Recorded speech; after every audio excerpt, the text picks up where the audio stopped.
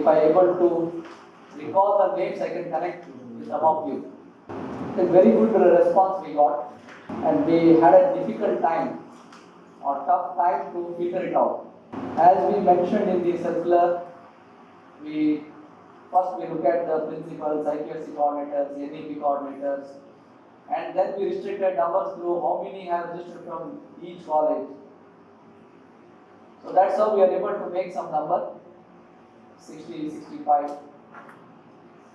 I think online also there was good response. People have attended. Even we have gone to the extent of observing how many minutes each of the participants have attended online. Last 2 days, I think there are good discussions at the end, each of the session. I think that is very important for any workshop. It is not just asking some questions or monologue kind of thing. We had a lot of dialogue discussions. These 2 days, today and tomorrow, we will have more such discussions. And entire sessions, the entire 2 days have been planned in such a way that all of you will be engaged. You will have a lot of opportunity to not only ask questions, express your viewpoints and involve in every deliberations.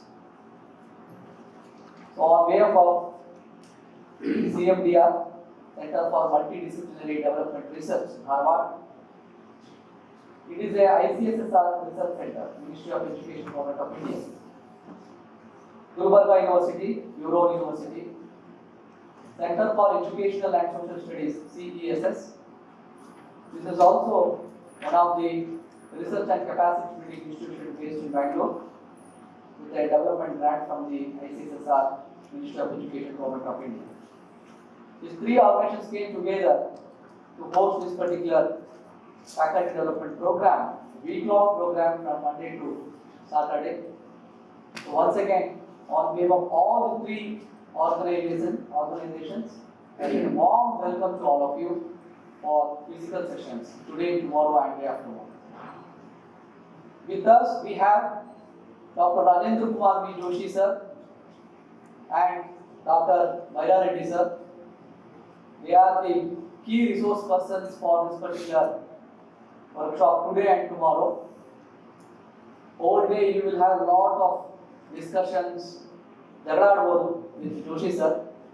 Tomorrow you can have similar kind of exercise with Bhaira Reddy sir. Today we have planned in such a way that you will have connect with a lot of key ideas of NEP and which you have to take it to your classroom. So that is how we have planned the sessions today and tomorrow. Because many are talking about innovative pedagogy, assessment tools, what is that multidisciplinary, is it possible in our college context, outcome education is everybody's talking about, and even NAC is asking about it, how realistically we can approach and implement at our institution level. So that's how we started thinking on this particular workshop. Today we will have first 30 minutes complete interactions. That is, you have to ask questions, myself and Joshi sir will interact with all of you, and then we will have a session on exclusively on Kalyan Karnataka educational challenges, what is the scope from Basuraj Patel Pedagogy. After that, we will continue with the session. Joshi sir will engage on learner-centered education, multidisciplinary approach, pedagogy assessment. It will continue tomorrow also, the first session till the first session. After that, we will have 3 sessions continuously on outcome-based education by Bhaira Reddy sir. This is how the entire 2 days planned. The last day, it will go on a seminar kind of a mode, where key speakers will be there, and it will be held in the administrative block, Mahatma Gandhi Hall. So that is how we have planned. Any changes are there, we will let you know from time to time. So I actually a warm welcome to Rajendra Kumar Joshi sir. He is the senior consultant at SSS, has a vast experience, 4 decades of experience in the field of education. Started his career as a teacher, college lecturer, then moved into teacher training. He was with IAT, Indus Training Center for Teachers, and later he was with Marwadi University, Gujarat, as a director of Learning and Development Center. He is one of the persons who traveled all around the country to train the faculty members, specifically the engineering college principals and faculty.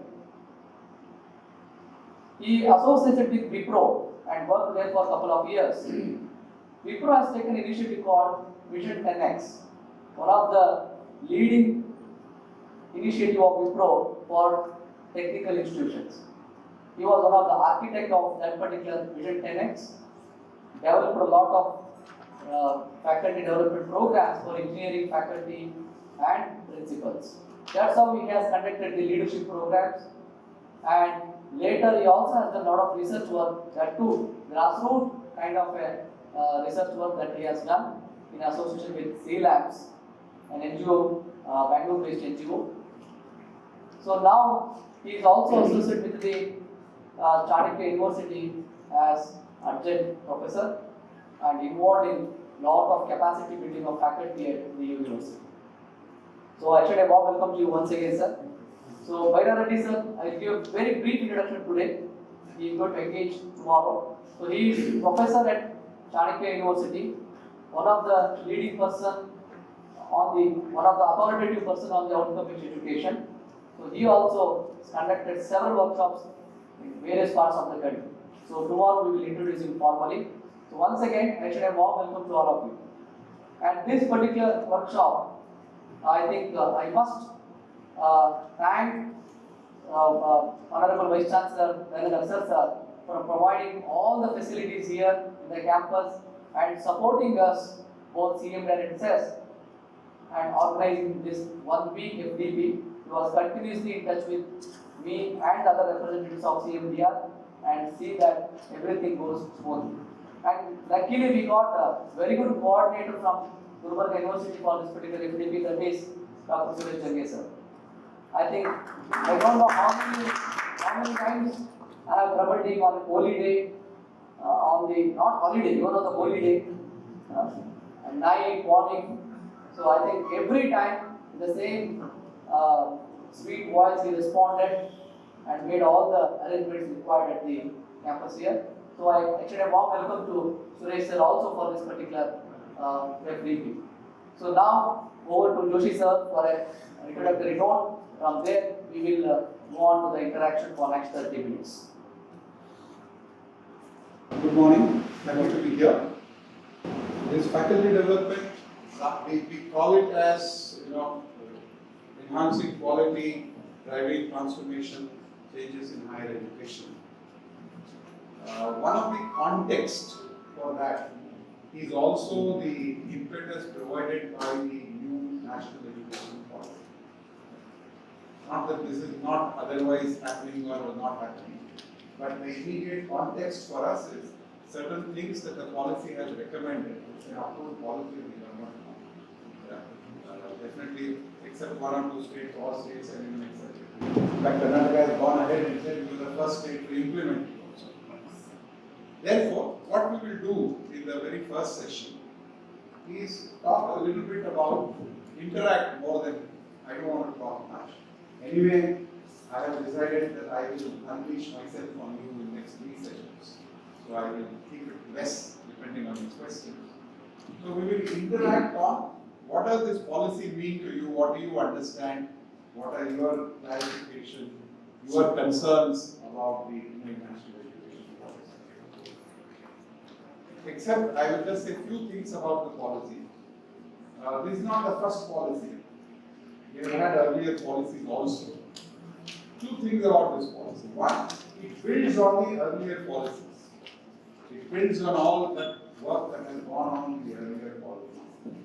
And it is one of the few policies in the country which has had such a wide consultation.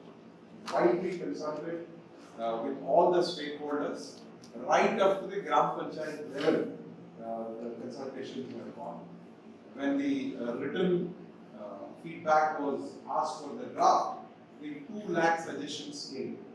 And I know for sure that all suggestions were paid attention to. You can't say everything can be taken in, but all were seriously considered. And some have gone into the reworking of the draft. So it's a very widely consulted policy. And it builds on the earlier policy. And it is also a policy which looks at different facets of education in an integrated manner. school education, higher education, technical education, vocationalization, all aspects have been looked into in a very integrated manner. If you have not read, I would recommend that take time, so it's an advantage in terms of time, read the draft report of the Kasturirangan Committee, which is the basis for which the policy later policy came up as a result of that. So that's about quite a large document. It's around 400 odd pages, but it's an excellent document. Each point has been well argued, its need has been stated, what is the implication has been worked out. So it's a very well worked out document. The policy which came from that is a much smaller document. Obviously, policy can't be a 400 odd page document, it's about a 66 page document. Again, if you have not read, please, I would urge you to read this policy document. It's about 66 or 64 pages, and if you don't want to look at school education, and even if you just focus on higher education, it's around 30 odd pages. So that's worth reading because a lot of our doubts, uncertainties get addressed if we look at the policy closely. Having said this, I will stop here.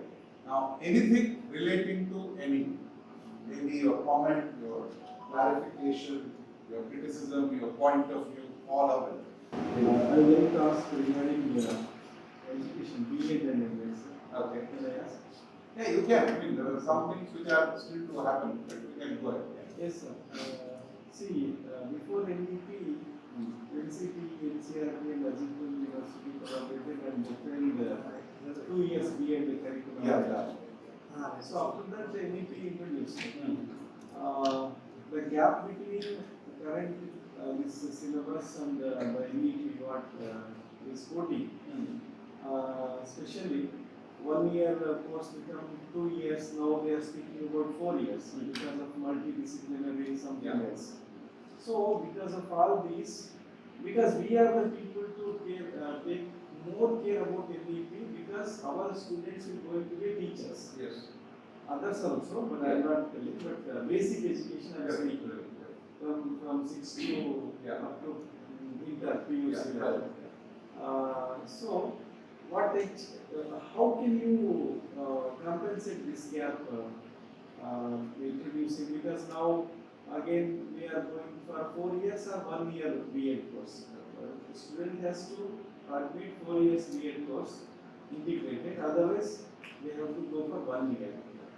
So 1 year again 4 year means such a huge gap is there in terms of learning and in terms of articulating or getting knowledge about the NEP, curriculum, syllabus, activities, learning, so on so whatever. There are two levels at which we can look at this. One, of course, is we are also in the phase of transition. We are moving from whatever existed into an NEP model. And unfortunately for NEP, it came, or rather the times were difficult because it was approved during the height of pandemic. So a lot of time of the state governments has gone in managing the crisis. So if you notice, UGC circulars and guidelines have only started coming in last few months. So we are little behind the policy in terms of requirement for implementation. That is the huge gap, sir. No, I agree. I'm giving you the context. Therefore, these are issues of transition and these are difficult times. I mean, we will have to work with a bit of uncertainty for some more time.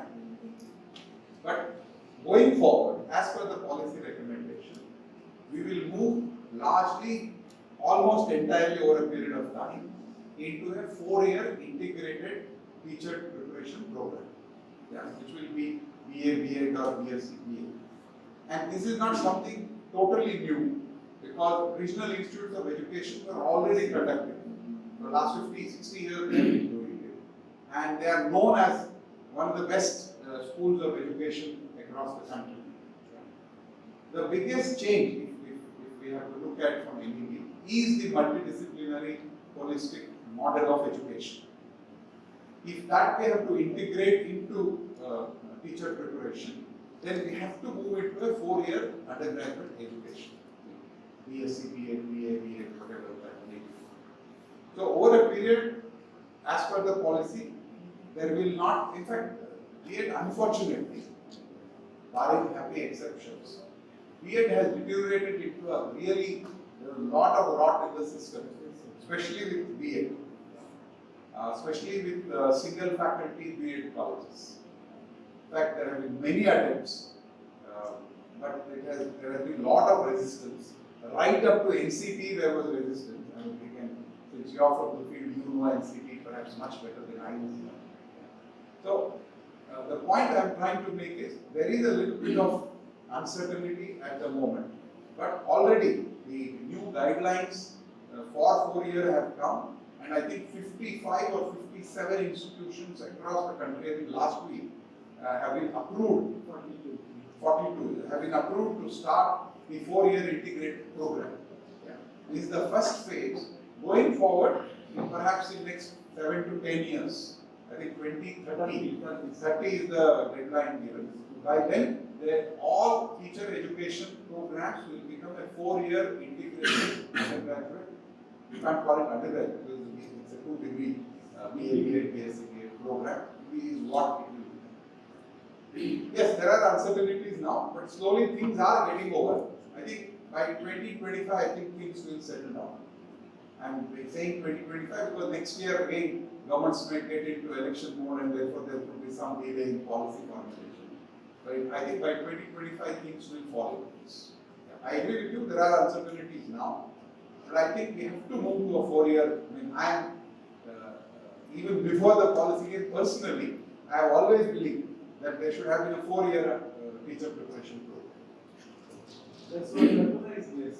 Actually, 4 years if the student is not interested to go integrated, then he will go for other degrees like BCom, BA, BSc. After that, they may have 3 years or may have 4 Okay, years. I mean, what happens we don't know, but if you go back another dimension, if you look, for example, if you look at law education in law, legal education, before the Bar Council stepped in and the 5-year integrated BA, LLB, BSc, LLB came in, legal education was in shambles. I mean, I remember when I graduated, law colleges, enrollment would be 200, 300, but in the class there are about 20, 30, they were kind of, pastime LLB had become. And that is when Bar Council stepped in. And if you look at law colleges today, the enrollment into law, quality of enrollment into law colleges has actually improved. Legal education has improved much more. Yeah. Therefore, I believe, because what happens is larger talent get diversified at class 12. Yeah. So if you actually give more options at class 12, you will find interesting people, more involved students getting into different programs, including BEd. I believe quality of BEd would improve because your intake will be from class 12. Because admissions open for your engineering students also, sir. Which one? BEd. BEd, fine. So such students where they have to go for engineering, they want to do BEd and there is the gap I am speaking. Even medical students also can do BEd. They are it's in a way, we don't know what will happen, so I cannot speak for the government all the time. But one thing is very clear, people don't remember this, but RI Mysore used to run an MA in technical education for engineering people till 1970s. Unfortunately, it got discontinued. Because having worked in engineering space, I would know that engineering institutions, including IITs, definitely need a little bit of an input of education. So if somebody is going to do engineering plus education, I think you would be a great asset to engineering education from my point of view. No, even IIT also open for B.Ed. Yeah. IIT this one. In fact, IIT Bombay has started MTech in education technology. No. Yeah, and all of them are opening teaching learning centers as per the requirement. Government also. Yeah, They are so, well active so in I think, see, the problem was, this actually has a larger implication. I think we will move to other questions as well. Larger implication is, somehow, higher education was always seen as dumping knowledge on students and deliberately using a very strong word. Therefore, as long as I have an MSc or a PhD, I am okay to teach in higher education depending on my specialization. But we forget the fact, this is true all over the world, not just India. And many are recognizing this across the world and making corrections. There is all, I am not just teaching physics, I am not just teaching economics. I am teaching economics. So there is a teaching element also is important. And a lot of things in the world have changed. The teacher, as somebody who is responsible for transferring information, thankfully is dead, gone forever. Okay. Because information and knowledge are something which are more easily available in today's world. Almost free at a click of a button. So therefore, what is my role as a teacher is a new thing. And therefore, an element of education has to come into engineering, law, medicine, and of course general education. Therefore, if education component goes into different aspects of education, I think it is fantastic. Well, okay. Yes, sir.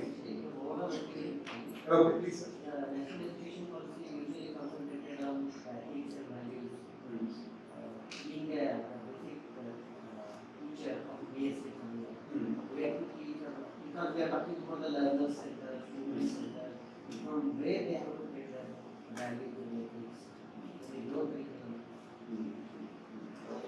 In earlier days, there was a class for computer teaching, some value.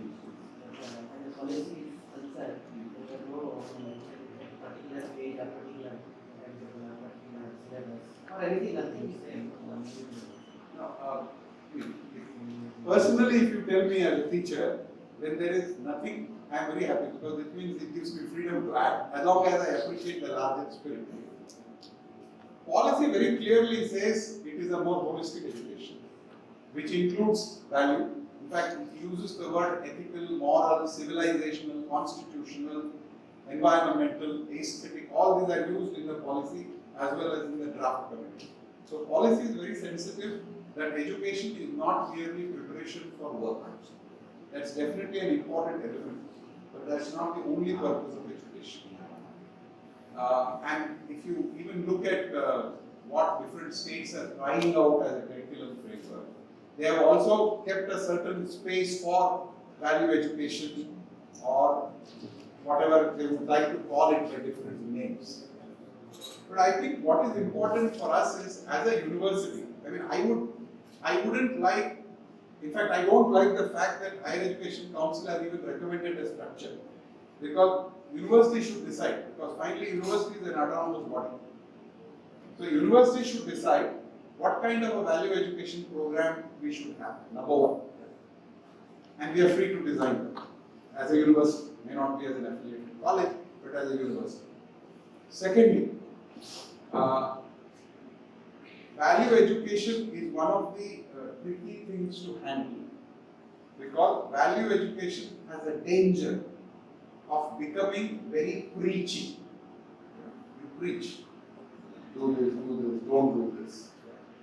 And for a 17, 18-year-old boy or girl, advice is something they get in plenty unasked. If something that an adolescent hates is telling him what to do and what not to do. Therefore, value education tends to be resisted by the younger learners. So actually, it is a challenge to find out how to make value education interesting. If you keep telling them, this is what religion says, this is what some guru says, this is what our tradition says, they are having enough of it. and it doesn't work. So perhaps one way of doing, which policy recommends, is what is fashionably called service learning. I mean, being involved with community is something that will help inculcate values perhaps much more efficiently than conducting a course or a class. If I have a class of value education, then student knows one thing. This is one class where I can switch off 100%. Very simple. This is see. Let's be realistic. This is an adolescent psychology, and we would have behaved more or less the same way if our time the same thing was given. So we will have to get it a different way. This is number 2. And number 3, I think when I teach, teaching is not just about transferring facts. It is also about embedding skills and embedding values. Can I teach? Can I bring in the value dimension while teaching biology? Or can I bring in value dimension while teaching economics? Is a serious question for all of us.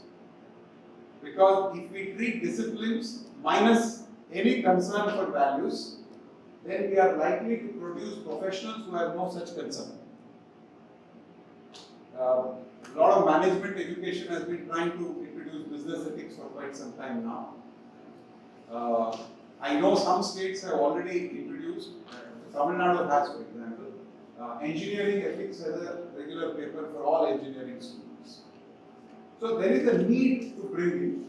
It need not come in as a class only. It can come in more as a engagement with community, with different kinds of people.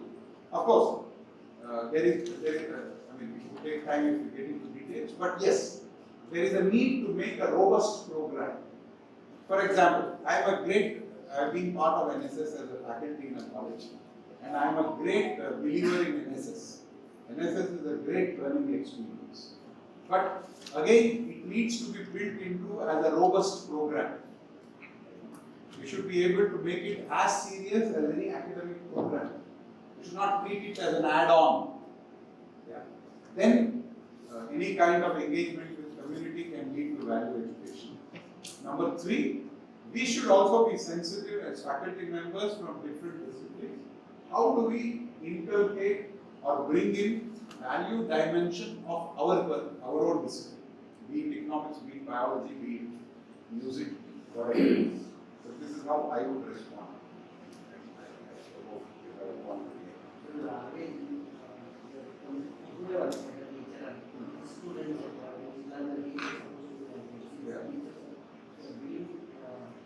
Student get to know it is cost and it is everything is meant for teacher is meant for because of only they are getting certain understanding like that. Parallel there, then teacher is not supposed to be a value teacher of value education or that he can teach the techniques. Somewhere it's my experience. No, I value your experience. I'm sure you're speaking out of experience. But my point is, being student-centered, or entire system being learner-centered, I wish it is not yet. It is. Then, how does, I don't believe it contradicts my job as a facilitator of value education. In fact, if everything is meant for the student, one of the concerns I have, as a parent and as a teacher, is to inculcate value in my students. So, one, it doesn't contradict. Number 1. Number 2, I think we need to recognize that student is the center. Student is the sun of the solar system called education. We are only planets revolving around different planets. So therefore, I think that cannot be moved away. And one more dimension of teaching which really we have to recognize, it may be a little painful sometimes. Unlike any other profession, there is a certain, perhaps there are some other, medical will also bring in that way. All of them will have, but nobody will have as centrally as education, teaching is moral dimension of our job. There is no running away from this. I mean, I put it jocularly sometimes. If somebody, a student of mine, meets me at 7:30 in the street, busy street of the city, how should he address me? Mr. Joshi or Sir still? How does he actually do it? It's still a sir. So this is something, one thing, my role doesn't disappear at 5:30. I mean, this is the challenge of this role. You want to call it plus point of this challenge, depends on how you look at it, but this is an inescapable reality of our profession. So we need to own it. Yes, sir. Anything else about the policy or implications of the policy?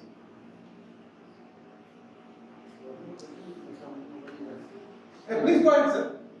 For example, there is choice in any case, student has to select two compulsory basic courses, whatever. Yeah. I'm only interested in one subject, Hmm. and in the other subject I fail. Hmm. What is the fate of that student?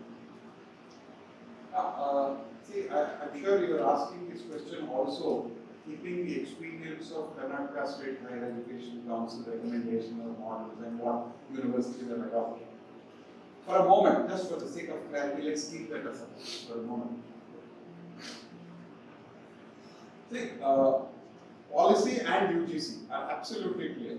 One is, the biggest thing that policy wants us is no regimentation in terms of what I have to study. Student choice and flexibility are at the heart of the system. Okay. And what does UGC says? As long as 50% of my credits are from a discipline, I am entitled to get my degree in that discipline. Which means BSc Physics, 50%, 160 credits, 80 credits if I do for a 4-year program, I am going strictly by UGC norms. I am entitled to get my BSc Physics.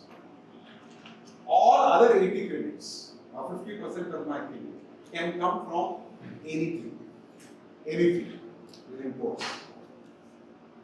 Obviously, the anything cannot be anything because there are logistical limitations, there are resource limitations. Yeah. So, but to the extent possible, students should have flexibility of doing anything else. Now, keeping this larger framework in mind, the policy or the recommendations of the Higher Education Council have, in fact, they have actually called it a model, perhaps that is a wrong term. What they were trying to say is illustrations, 10 or 11 cases everywhere. Universities can choose what they want. In multidisciplinary education, there is always this challenge. At one end, we say students should have flexibility to choose. At the other end, we want students to have a holistic education. Let's say I am a student and I want to do physics and nothing else. If we go by the idea that it is student flexibility and choice, should we allow? Yes, at one level the answer, simple answer is yes. But look at it the other way around. As somebody who is responsible to help him to become a better person, more employable, better citizen, better member of the society, I want him or her to be exposed to different things. Because that's what makes him an all-rounded personality. Today in education literature across the world, there is a general acceptance that there is a need for students to get exposed to different things without compromising on focusing on one or two of somebody's choice. So, therefore, there is a need to build these things in. So, we need to balance between freedom, student choice, student flexibility, and ability to get, or at least an encouragement and a facility to get exposed to different things, be it music, be it value education, be it other disciplines. There are any number of examples of well-known people who have. I mean, one of the important members of the drafting committee of NEP was somebody called Professor Manjul Bhargava. He's a well-known mathematician who teaches at Princeton. He's a field medal winner. Field medal is like Nobel Prize in mathematics. And it has to be before 40. If somebody crosses 40, he becomes ineligible to get it. He has to be a young genius. He's a field medal winner. He is a mathematician, a Sanskrit scholar, and an accomplished tabla player. And one of his very popular courses in Princeton is mathematics, music, and magic. The idea is being exposed to different things actually makes you a better expert in one particular field. Of course, I need to spend time on that. Therefore, in their wisdom, UGC says, as long as we are 50-50, yeah, we would perhaps 50-50 as a general recommendation. We would produce a better profession. So this is the spirit of the policy. I wouldn't want to get into a discussion on what the Higher Education Council has said. Personally, I have serious reservations about what they have done. But then they had their own concerns. They had the mandate of being the first stage to implement. So, and in the absence of any UGC regulation, they have come up. I am sure with experience, even those things will change. Because they have a good example of students. Ramanujan, yeah. Yeah.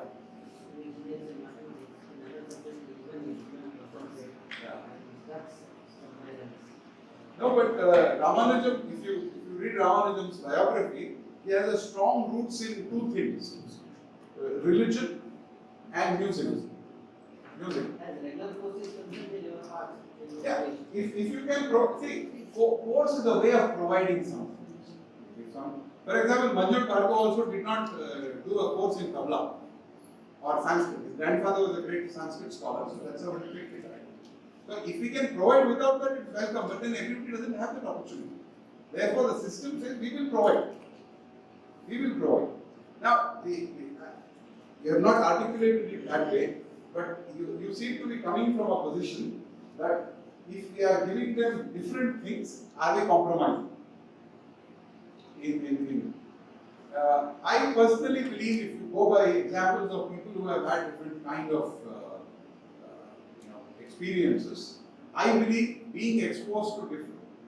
There is a famous quote by Einstein, which is different subjects are branches of the same tree. This is Einstein saying. Different subjects are branches of the same tree. So, physics cannot be unrelated to music.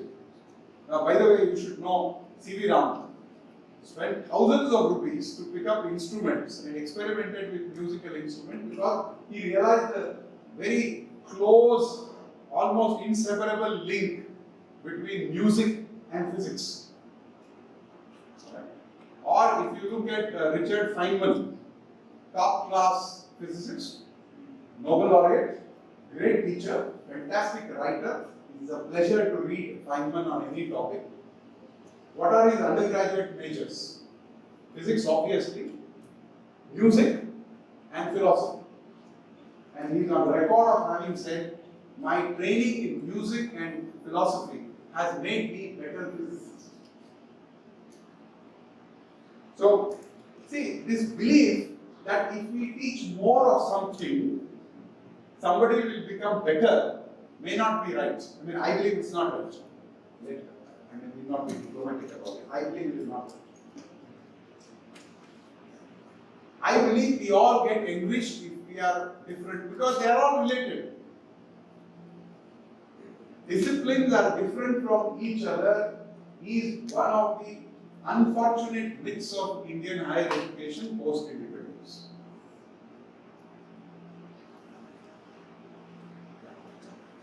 Regarding the applications of NEP 2020, Yes, sir. what education going towards artificial intelligence, like ChatGPT or something? Yeah. But when you are speaking specifically value education, moral education, Indian education system, is there working on because towards artificial intelligence like this one One of the major developments or areas of concern in computer science is computer ethics. Because every new, for example, though it sounds little funny, for example, driverless cars. Automatic cars are maybe a reality. Or there is a joke on internet saying Tesla will never succeed in India because will that software be able to predict the cow movement in non-Indian roads? I mean, that's on a writer's side. But let's take it seriously. Let's look at it seriously. For example, if an self-driven car meets with an accident, who is responsible? Owner, company, software developer. See, today if there is an accident, I am responsible, depending on what I have done as a driver of the vehicle. If there is no driver, but I own the car, I am sitting at the back enjoying music, and the car is driving, it meets an accident, well, who is responsible? The point I am trying to say is, every change, every concern that human being, every change in knowledge brings in its own ethical implication. So therefore, value education becomes all the more important with changes in technology, including artificial intelligence, ChatGPT. Newer issues will come. For example, till biology advanced to a certain level, bioethics did not come up. Then, if I couldn't terminate the pregnancy, there was no debate on whether terminating a pregnancy is ethically right or wrong. Does fetus have a right like all individuals have?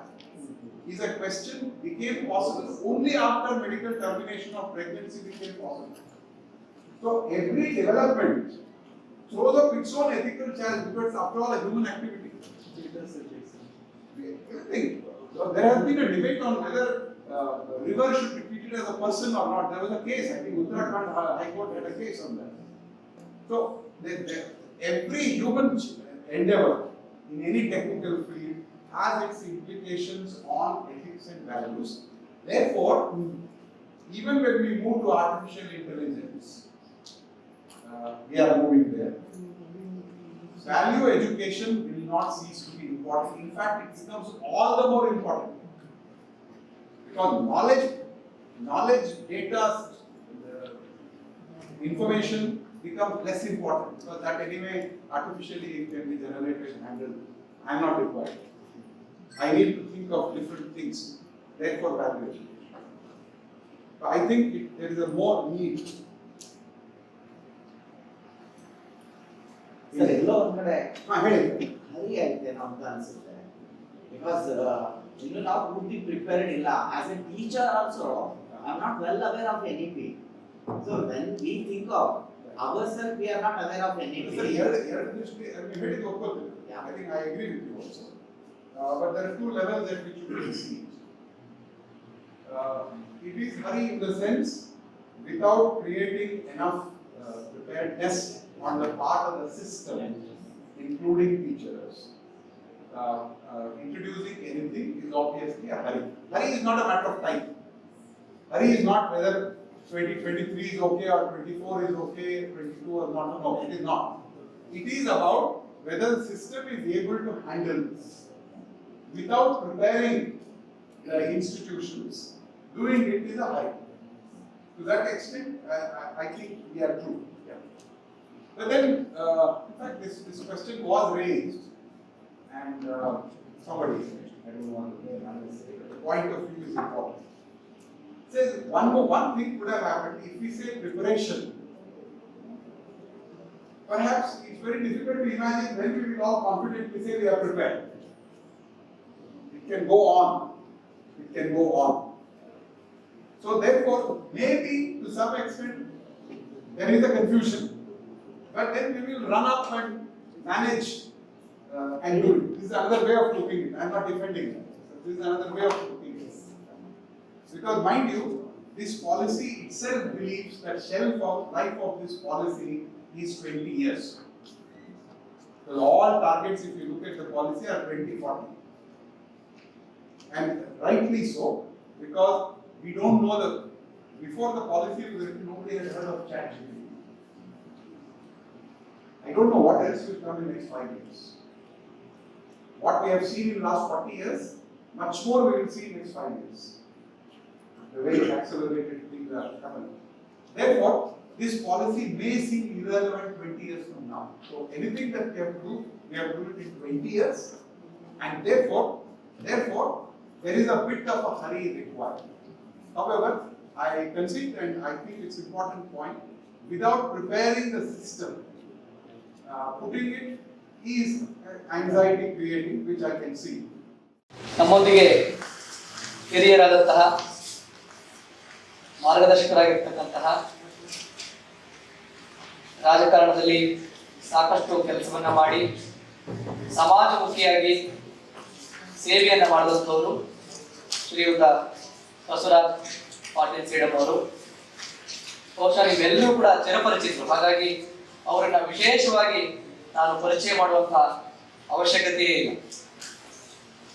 ಬಹುಶಃ ನಮ್ಮ ವಿಧಾನ ಪರಿಷತ್ತು, ವಿಧಾನ ಮಂಡಲ, ಲೋಕಸಭೆ, ಅಲ್ಲೂ ಕೂಡ ರಾಜ್ಯಸಭೆ, ಹೀಗೆ ಎಲ್ಲಾ ಸದನದಲ್ಲೂ ಕೂಡ ನಮ್ಮ ಪರಿಣಿತಿಯನ್ನ ತೋರಿಸಿದಂತಹ ಕರ್ನಾಟಕದ ರಾಜಕಾರಣಿ ಯಾರಾದ್ರೂ ಇದ್ರೆ ಅದು ಬಸವರಾಜ್ ಪಾಟೀಲ್ ಸೇಡಂ ಅವರು. ಅವರು ರಾಜಕಾರಣದಿಂದ ಸೇವೆಗೆ ಬಂದವರಲ್ಲ, ಸೇವೆಯಿಂದ ಸಮಾಜದಿಂದ ರಾಜಕಾರಣಕ್ಕೆ ಬಂದವರು. ಹಾಗಾಗಿಯೇ ಅವರ ಮೌಲ್ಯ ಆದರ್ಶಗಳು ಇವತ್ತು ಕೂಡ ಕಲ್ಯಾಣ ಕರ್ನಾಟಕದ ಭಾಗದಲ್ಲಿ ಹೆಚ್ಚು ಕೆಲಸಗಳನ್ನ ಮಾಡುವಂತ ಶಕ್ತಿಯನ್ನ ಅವರು ಕೊಟ್ಟಿದೆ. ಅವರಿಗೆ ನಿಮ್ಮೆಲ್ಲರ ಪರವಾಗಿ ಹೃತ್ಪೂರ್ವಕವಾದ ಸ್ವಾಗತವನ್ನ ಕೋರ್ತೇನೆ. ಅವರಿಗೆ ಹೂಗುಚ್ಛವನ್ನ ಶ್ರೀಯುತ ಸುರೇಶ್ ಜಂಗಿ ಅವರು ನೀಡಬೇಕಂತ ಹೇಳಿ ಕೇಳ್ಕೊಳ್ತೇನೆ. ಆನರಬಲ್ ವೈಸ್ ಚಾನ್ಸಲರ್ ಅವರು, ಕುಲಪತಿಗಳು, ಆದ್ರೆ ಅವ್ರ ಜಾಗಕ್ಕೆ ಬಂದು ನಾನು ಅವರಿಗೆ ಸ್ವಾಗತ ಕೋರ್ಬೇಕಾಗಿದೆ. ಆದರೂ ಕೂಡ ಈ ಕಾರ್ಯಕ್ರಮಕ್ಕೆ ನಿಮ್ಮೆಲ್ಲರ ಪರವಾಗಿ, ಸೆಸ್ ಮತ್ತು CMDR ಪರವಾಗಿ, ಗುಲ್ಬರ್ಗ ವಿಶ್ವವಿದ್ಯಾಲಯದ ಎಲ್ಲ ಸಹೋದ್ಯೋಗಿ ಮಿತ್ರ ಪರವಾಗಿ ಈ ಕಾರ್ಯಕ್ರಮಕ್ಕೆ ವಿಶೇಷವಾದ ಸ್ವಾಗತವನ್ನ ಕೋರ್ತೇನೆ. ಅವರಿಗೆ ಶ್ರೀಯುತ ಸುರೇಶ್ ಜಂಗಿ ಅವರು ಪುಷ್ಪಗುಚ್ಛವನ್ನ. ಈ ಕಾರ್ಯಕ್ರಮದ ಒಂದು ಸಣ್ಣ ಹಿನ್ನೆಲೆಯನ್ನ centre for education and social studies ಇವೆರಡು ಸಂಸ್ಥೆ ಧಾರವಾಡದಲ್ಲಿ ಒಂದು ಕಾನ್ಫರೆನ್ಸ್ ಅನ್ನ ಮಾಡಿತು. ಅಕ್ಸರ್ ಸರ್ ಕೂಡ ಕಾನ್ಫರೆನ್ಸ್ ನಲ್ಲಿ ಭಾಗಿಯಾಗಿದ್ರು. ಆ ನಂತರದಲ್ಲಿ ಒಂದು NEP ಮತ್ತು ಇವತ್ತಿನ ಶಿಕ್ಷಣದ ಸವಾಲುಗಳನ್ನ ಸಂಬಂಧಪಟ್ಟಂತೆ ಯಾಕೆ ನಾವೊಂದು ವರ್ಕ್ಶಾಪ್ ಅನ್ನ ಮಾಡಬಾರದು ಅನ್ನುವಂಥ ಉದ್ದೇಶವನ್ನ, ಒಂದು ಯೋಚನೆ CMDR ಮೊದಲು ಬಂತು. ಅವರು ನಮ್ಮನ್ನ ಕೇಳಿದಾಗ ನಾನು ಮೊದಲು ಅಂದ್ಕೊಂಡೆ ಇದನ್ನ ಕಲ್ಯಾಣ ಕರ್ನಾಟಕದಲ್ಲೂ ಕೂಡ ಗುಲ್ಬರ್ಗ ವಿಷಯದಲ್ಲಿ ಹೆಚ್ಚು ಪ್ರಸಕ್ತ ಆಗ್ಬೋದು ಅಂತ ಹೇಳಿ ನಾನು ಸುಮ್ಮನೆ ಒಂದು ಫೋನ್ ಕಾಲ್ ಅನ್ನ VC ಅವ್ರಿಗೆ ಮಾಡಿದೆ, ಒಂದು ವಾಟ್ಸಪ್ ಮೆಸೇಜ್ ಅನ್ನ ಅವ್ರಿಗೆ ಕಳಿಸಿದೆ. ಅವರು ತಕ್ಷಣಕ್ಕೆ ಇಲ್ಲ, ನಾನು ಇದನ್ನ ನಮ್ಮ ಸಹೋದ್ಯೋಗಿ ಮಿತ್ರ ಹತ್ರ ಒಂದ್ಸಲ ಡಿಸ್ಕಷನ್ ಮಾಡಿ ನಾವು ಮಾಡೋಣ, ಇದನ್ನ ಒಳ್ಳೆ ಉದ್ದೇಶ ಇದೆ, ಹಾಗಾಗಿ ಈ ಫ್ಯಾಕಲ್ಟಿ ಡೆವಲಪ್ಮೆಂಟ್ ಪ್ರೋಗ್ರಾಮ್ ಮಾಡೋಣ ಅಂತ ಹೇಳಿದ್ರು. ನಂತರ ಅನುಮತಿಯನ್ನು ಕೊಟ್ಟ ನಂತರ ಗುಲ್ಬರ್ಗ ಯೂನಿವರ್ಸಿಟಿಯ ಸಂಪೂರ್ಣ ಸಹಯೋಗದೊಂದಿಗೆ 3 ಸಂಸ್ಥೆಗಳು ಸೇರಿ ಈ 1 ವಾರದ FDP ಅನ್ನ ಮಾಡಿದೆ. ಮುಖ್ಯವಾಗಿ NEP ಮತ್ತು ಅದರ ಹಿನ್ನೆಲೆಯಲ್ಲಿ ಕ್ವಾಲಿಟಿ ಎನ್ಹಾನ್ಸ್ಮೆಂಟ್ ಮಾಡೋದು ಹೇಗೆ, ಈ ಟ್ರಾನ್ಸಿಷನ್ ಪೀರಿಯಡ್ ಅಲ್ಲಿ ಇದ್ದೇವೆ, ಇಲ್ಲಿರುವಂತಹ ಚಾಲೆಂಜಸ್ ಗಳನ್ನ ಎದುರಿಸಲಿಕ್ಕೆ ಫ್ಯಾಕಲ್ಟಿ ಅವ್ರನ್ನ ಹೇಗೆ ತರಬೇತಿಗೊಳಿಸಬೇಕು, ಇದೇ ಮುಖ್ಯವಾದಂತಹ ಉದ್ದೇಶ. ಹಾಗಾಗಿ ನಾವು ಆರಂಭದಿಂದ ರಿಸರ್ಚ್ ಇನ್ನೋವೇಷನ್ ಮೇಲೆ, ರೋಲ್ ಆಫ್ ಫ್ಯಾಕಲ್ಟಿ ಮೇಲೆ, ಇತ್ತೀಚೆಗೆ ಬಂದಂತಹ ಅಕಾಡೆಮಿಕ್ ಬ್ಯಾಂಕ್ ಆಫ್ ಕ್ರೆಡಿಟ್ ಮೇಲೆ, ಹಾಗೆ ಇಂಡಿಯನ್ ನಾಲೆಜ್ ಸಿಸ್ಟಮ್ ಅನ್ನ ಹೈಯರ್ ಎಜುಕೇಶನ್ ಅಲ್ಲಿ ಇಂಟಿಗ್ರೇಟ್ ಮಾಡೋದು ಹೇಗೆ ಅನ್ನೋ ವಿಷಯದ ಮೇಲೆ, ಮತ್ತು ಇನ್ನೊಂದು ಬಹಳ ಇಂಟ್ರೆಸ್ಟಿಂಗ್ ಆಗಿ ಕೊಲಾಬ್ರೇಟ್ ಆರ್ ಕೊಲಾಪ್ಸ್ ಅನ್ನುವಂಥ ವಿಷಯದ ಮೇಲೆ ಇವತ್ತು learner centred education, pedagogy, assessment tools, outcome based education, academic leadership, ಈ ಎಲ್ಲ ವಿಷಯಗಳ ಮೇಲೆ ಈ 1 ವಾರದ ಅವಧಿಯಲ್ಲಿ ವಿಶೇಷ ಅವಧಿಗಳನ್ನು ಇಟ್ಟಿದ್ದೇವೆ. ಹಾಗೆ ಬಹಳ ಮುಖ್ಯವಾಗಿ ನೀವೆಲ್ಲರೂ ಕೂಡ ಈ ಭಾಗದಲ್ಲಿ ಕೆಲಸ ಮಾಡ್ತಿರೋದ್ರಿಂದಾಗಿ ಈ ಕಲ್ಯಾಣ ಕರ್ನಾಟಕದ ಎಜುಕೇಶನ್ ಲ್ಯಾಂಡ್ಸ್ಕೇಪ್ ನಲ್ಲಿ ಏನು ಚಾಲೆಂಜಸ್ ಇದೆ ಮತ್ತು ಸ್ಕೋಪ್ ಏನು ಇದಕ್ಕೆ ಅಂತ ಹೇಳಿ ಇದನ್ನ ಕುಲಪತಿ ಅವ್ರ ಹತ್ರ ಚರ್ಚೆ ಮಾಡಬೇಕಾದ್ರೆ ಅವರು ಒಂದೇ ಹೆಸರು ಹೇಳಿದ್ರು, ಇಲ್ಲ ಮಾತಾಡ್ಬೇಕಂತಂದ್ರೆ ಬಸವರಾಜ್ ಪಾಟೀಲ್ ಸೇಡಂ ಅವರು ಬರಬೇಕು ಅಂತ ಹೇಳಿ ಇವತ್ತು ಅವರು ಸಮಯವನ್ನು ಮಾಡ್ಕೊಂಡು ಬಂದಿದ್ದಾರೆ. ಅವರಿಗೆ ನಿಮ್ಮೆಲ್ಲರ ಪರವಾಗಿ ಮತ್ತೊಮ್ಮೆ ಸ್ವಾಗತವನ್ನ ಕೋರ್ತಾ ಅವರನ್ನ ಮಾತಿಗಾಗಿ ಆಹ್ವಾನಿಸ್ತೇನೆ. ಸರ್, ದಯಮಾಡಿ. ಹೊಸ ಶಿಕ್ಷಣ ನೀತಿ 1 ವಾರದ ಕಾರ್ಯಾಗಾರ ಬೋಧಕ ವರ್ಗಕ್ಕೆ ಒಂದು ಉನ್ನತ ಶಿಕ್ಷಣದ ಪೃಷ್ಠಭೂಮಿ ಏನು ಮತ್ತು ನಮಗೆ ಇರುವ ಅವಕಾಶಗಳು ಮತ್ತು ಸಮಸ್ಯೆಗಳೇನು, ಜೊತೆಯಲ್ಲಿ ಈ ಬೇಕಾದಂಥ ಅವಶ್ಯಕ ಗುಣಗಳನ್ನು ಈ ಭಾಗದಲ್ಲಿ ಬೆಳೆಸ್ಕೊಳ್ಬೇಕಾದರೆ ನಾವು ಏನು ಮಾಡಬೇಕು. ಹೀಗೆ ನಾನು ಇನ್ವಿಟೇಷನ್ ನೋಡಿದೆ. ಇನ್ವಿಟೇಷನ್ದಲ್ಲಿನೇ 10 ರೀತಿಯ ಪ್ರಶ್ನೆಗಳಿಗೆ ಉತ್ತರ ಕೊಡಬೇಕು. ಯಾವುದೋ ಒಂದು ಟಾಪಿಕ್ ಅಂತಿಲ್ಲ. ಸಾಧ್ಯವಾದ ಮಟ್ಟಿಗೆ ವಿಷಯಕ್ಕೆ ನ್ಯಾಯ ತರಲಿಕ್ಕೆ ನಾನು ಪ್ರಯತ್ನ ಮಾಡ್ತೇನೆ. ಫಸ್ಟ್, ಬೋಧಕ ಬಳಗದಲ್ಲಿ ನನ್ನ ವಿನಂತಿ, ಹೊಸ ಶಿಕ್ಷಣ ನೀತಿ ಉನ್ನತ ಶಿಕ್ಷಣದಲ್ಲಿ ಜಾರಿಗೆ ಬಂದಿದೆ ಮತ್ತು ಟೆಕ್ನಿಕಲ್ಲಿ 1 ವರ್ಷ ಆಗೋಗಿದೆ. ನಾವು 2ನೇ ವರ್ಷಕ್ಕೆ ಪ್ರವೇಶ ಮಾಡ್ತಾ ಇದ್ದೀವಿ. ನಮ್ಮ ಕಾಲೇಜನ್ನು ತಿಳ್ಕೊಂಡು ನಾನು ಅನೇಕ ಕಾಲೇಜ್ಗಳಿಗೆ ಹೋಗಿದ್ದೇನೆ. ಸತ್ಯ ಹೇಳಬೇಕಾದರೆ ಒಂದು ಹೊಸ ಶಿಕ್ಷಣ ನೀತಿ ಬಂದಿದೆ ಅಂತ ಯಾವುದೇ ವಿದ್ಯಾರ್ಥಿಗೆ ಗೊತ್ತಿಲ್ಲ. ಇದನ್ನು ನೀವು ಹೋಗ್ತೀರಿ ಅಂತ ನಾನು ತಿಳ್ಕೊಂಡಿದ್ದೇನೆ. ಅಂದರೆ 1 ವರ್ಷದವರೆಗೆ ಇಷ್ಟೊಂದು ದೊಡ್ಡ ಪ್ರಚಾರ ಮಾಡಿದ ಮೇಲೇನು ನಮ್ಮ ವಿದ್ಯಾರ್ಥಿಗಳಿಗೆ ಗೊತ್ತಿಲ್ಲ ಅಂದರೆ ದೇರ್ ಈಸ್ ಸಮಥಿಂಗ್ ರಾಂಗ್. ಎಲ್ಲೋ ಒಂದು ಕಡೆ ನಾವು ತಪ್ಪು ಮಾಡಿದ್ದೇವೆ ಅಂತ ನಮಗೆ ಅನಿಸುತ್ತದೆ. ಸೊ ಆ ದೃಷ್ಟಿಯಿಂದ ಮೊದಲನೆಯ ಮಾತು, ನಾನು ಬೋಧಕ ಬಳಗದಲ್ಲಿ ಒಂದು ವಿನಂತಿ ಮಾಡ್ತೇನೆ. ಒಂದು ರೀತಿಯಿಂದ ಈ ಟೀಚಿಂಗ್ ಫ್ಯಾಕಲ್ಟಿ ಅನ್ನೋ ಶಬ್ದ ಏನಿದೆ ಅಲ್ಲ, ಈ ಶಬ್ದನೇ ತೆಗೆದು ಹಾಕಬೇಕೇನೋ ಅಂತ ನನಗೆ ಅನಿಸುತ್ತೆ. ಈ ಟೀಚರ್ ಅನ್ನುವ ಶಬ್ದ ಬಂದಾಗಿನಿಂದ ನಮ್ಮ ದೇಶದಲ್ಲಿ ಶಿಶು ವರ್ಗದಿಂದ ಹಿಡ್ಕೊಂಡು ಬೇಬಿ ಸಿಟಿಂಗ್ನಿಂದ ಹಿಡ್ಕೊಂಡು ಉಪದೇಶ ಕೊಡುವ ಶಿಕ್ಷಣ ಬಂದಿದೆ. ಅದು ನನ್ನ ಜೀವನಕ್ಕೆ ಸಂಬಂಧ ಇಲ್ಲ ಅನ್ನುವ ಮಟ್ಟಿಗೆ ಆಗಿದೆ. ಯಾಕಂದರೆ ವ್ಯಕ್ತಿ ನಿರ್ಮಾಣದಲ್ಲಿ ಒಬ್ಬ ಗುರು ರೋಲ್ ಮಾಡೆಲ್ ಆಗಿರ್ತಾನೆ. ಸೊ ಅದಕ್ಕಾಗಿ ಮೊದಲನೇದಾಗಿ ಬೋಧಕ ವರ್ಗ, it is very necessary whether they have brought the new education policy or not. But after bringing this education policy, we should forget that I am a lecturer. ಏನಿರಬೇಕು ಅಂತಂದರೆ participation with the students of any higher education.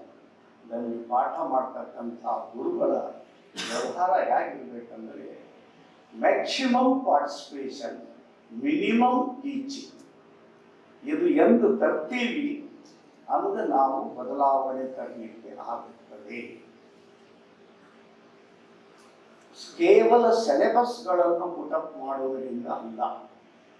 ವಿಶ್ವವಿದ್ಯಾಲಯದ concept ಬಗ್ಗೆ ಬಹಳ ಹಿಂದೆ ಇದೆ. ವಿಶ್ವವಿದ್ಯಾಲಯದ ಮೊದಲನೇ ಬಾರಿಗೆ ಕಂಪ್ಯೂಟರ್ ಇತ್ಯಾದಿ ವಿತರಣೆಯ ಒಂದು ಯೂನಿಟ್ ಪ್ರಾರಂಭ ಮಾಡುವಾಗ ನಾನು ಹೇಳಿದ್ದೆ, ವೆರಿ ಬೇಸಿಕ್ ಕಾನ್ಸೆಪ್ಟ್ ಏನಿದೆ ಅಂತಂದರೆ ಟೀಚಿಂಗ್ ಅನ್ನೋದನ್ನು ತೆಗೆದುಹಾಕಿ ಇವತ್ತಿನ ದೃಷ್ಟಿಯಲ್ಲಿ ನಾನು ಹೇಳಬೇಕಾದರೆ 60-40% ರೇಷಿಯೋದಲ್ಲಿ 60% we should be with the students, 40% our teaching must be there.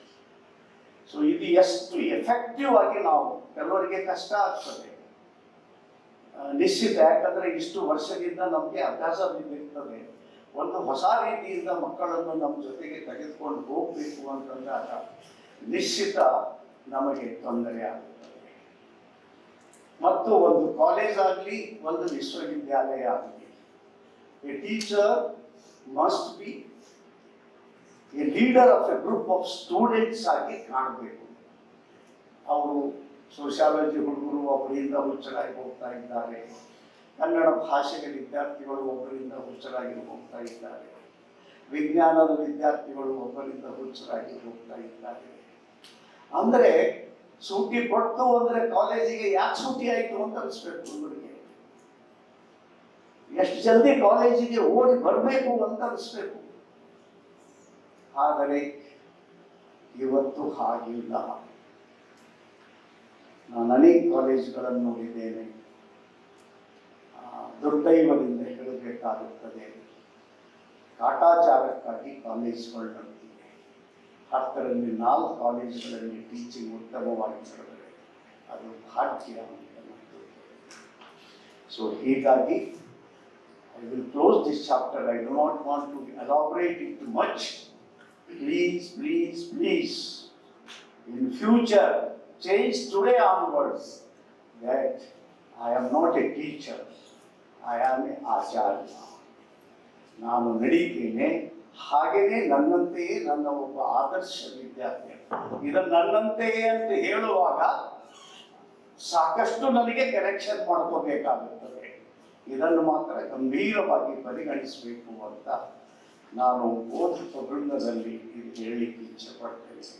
ಈ ಬೇಸಿಕ್ ಥಾಟ್ ನಮ್ಮ ಮನಸ್ಸಿನಲ್ಲಿ ಬರಲಿಲ್ಲ ಮತ್ತು ನಮ್ಮ ಕಾಲೇಜ್ಗಳ ಲೆಕ್ಚರರ್ಸ್ಗಳಲ್ಲಿ ಟ್ರಾನ್ಸ್ಫರ್ ಆಗಲಿಲ್ಲ ಅಂತಂದರೆ we are not going to reach or touch our goal or achievement ಅಂತ ಏನೇ ಕರಿತೀವಿ ಅದನ್ನು ನಾವು ಮುಟ್ಲಿಕ್ಕೆ ಸಾಧ್ಯ ಇಲ್ಲ. ಎರಡನೇದಾಗಿ, ಇವತ್ತಿನ ಪೃಷ್ಠಭೂಮಿಯಲ್ಲಿ ಹೊಸ ಶಿಕ್ಷಣ ನೀತಿ ಜಾರಿಗೆ ಬಂದಿದೆ.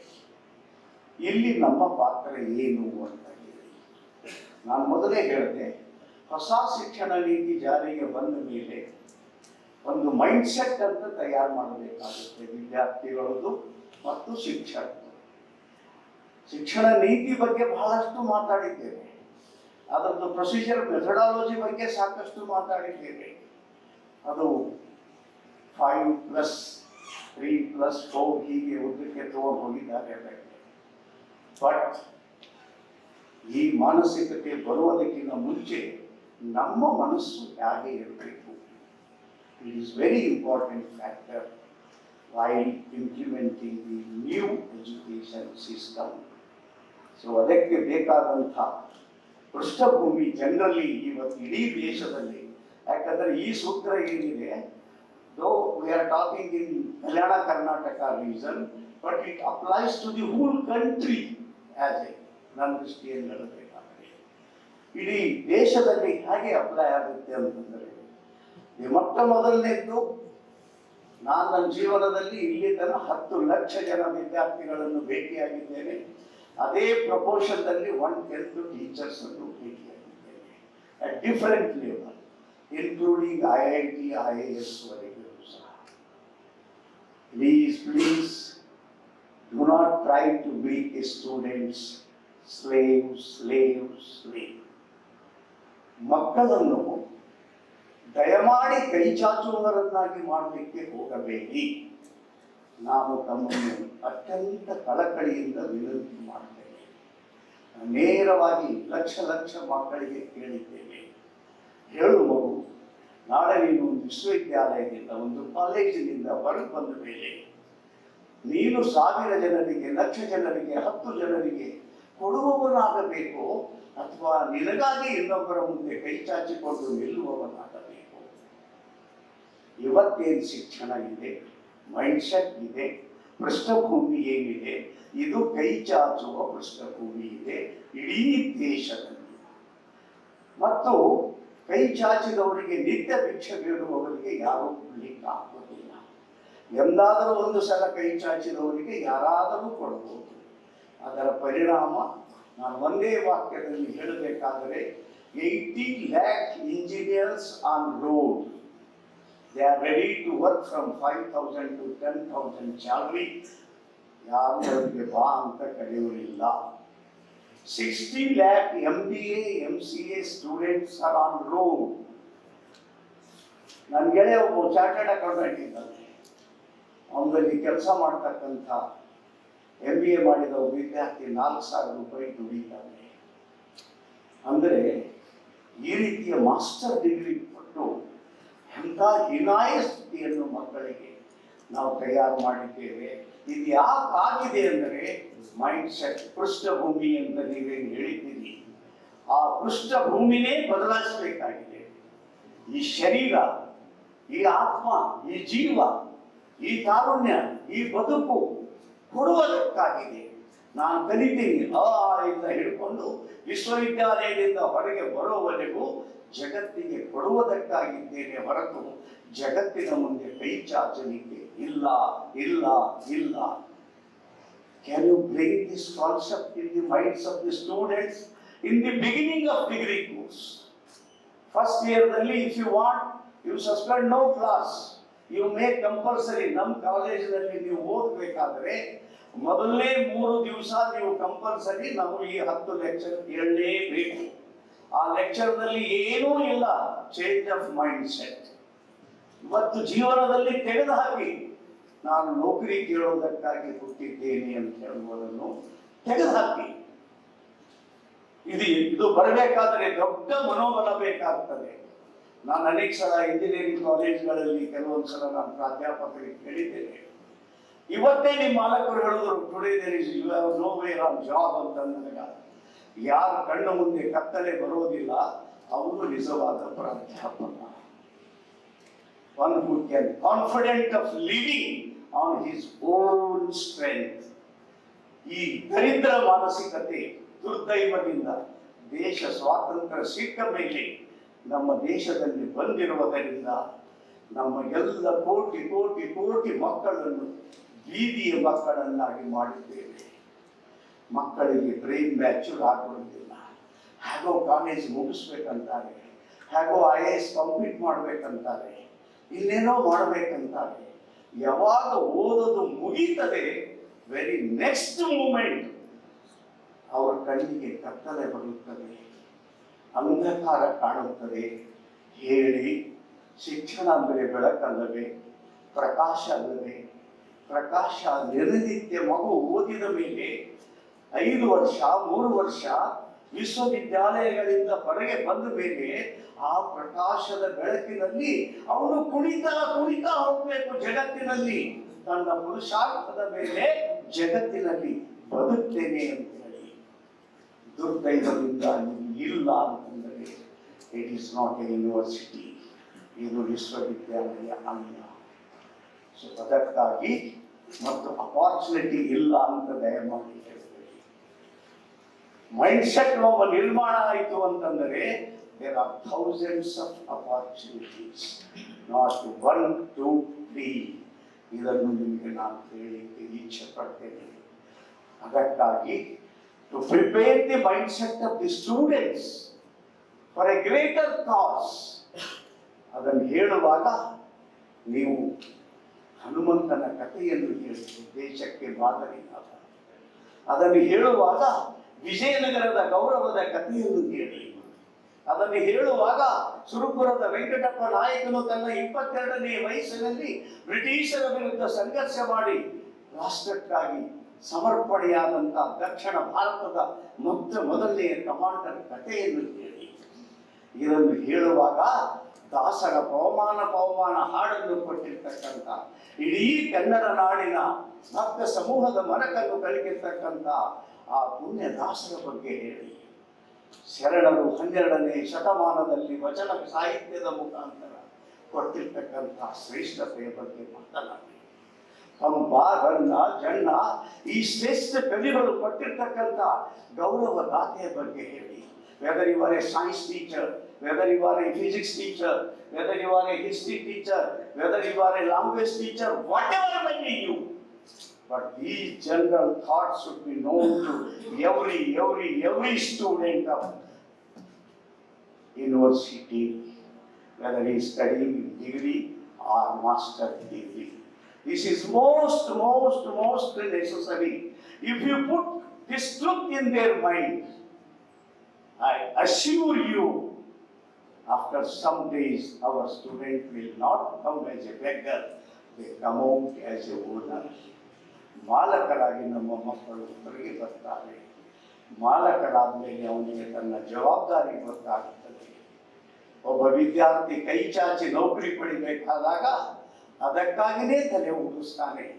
ಒಮ್ಮೆ ಮಾಲಕ ಆಗಬೇಕು ಅಂತ ಹೇಳಿದಾಗ ಅದರ ಜವಾಬ್ದಾರಿಗಳನ್ನು ಚಿಕ್ಕ ವಯಸ್ಸಿನಿಂದಲೇ ಬೆಳೆಸ್ಕೊಂಡು ಬದುಕಿನಲ್ಲಿ ಬರುವ ಚಾಲೆಂಜ್ಗಳನ್ನು ಹೇಗೆ ಎದುರಿಸಬೇಕು ಅನ್ನುವ ಗುಣ ಆತನಲ್ಲಿ ಬರಲಿಕ್ಕೆ ಸಾಧ್ಯವಾಗುತ್ತದೆ. ಅದಕ್ಕಾಗಿ ಎರಡನೇದಾಗಿ ಒಂದು ಪ್ರಾಧ್ಯಾಪಕರ ಮಾನಸಿಕತೆ, ಎರಡನೇದು ವಿದ್ಯಾರ್ಥಿಯ ಮಾನಸಿಕತೆ. ಇವೆರಡು ಪರಿವರ್ತನೆ ಆದಾಗ ನಮ್ಮ ಮುಂದಿನ ಹಾದಿ ಅತ್ಯಂತ ಸುಗಮವಾಗಿರುತ್ತದೆ. ಅಪಾರ್ಚುನಿಟಿ ಅಂಡ್ ಚಾಲೆಂಜಸ್, ನಾನು ಹೇಳಿದೆ ಆಂಪಲ್ ಆಫ್ ಅಪಾರ್ಚುನಿಟಿ ಇದೆ ಅಂತ ಹೇಳಿದೆ ನಾನು.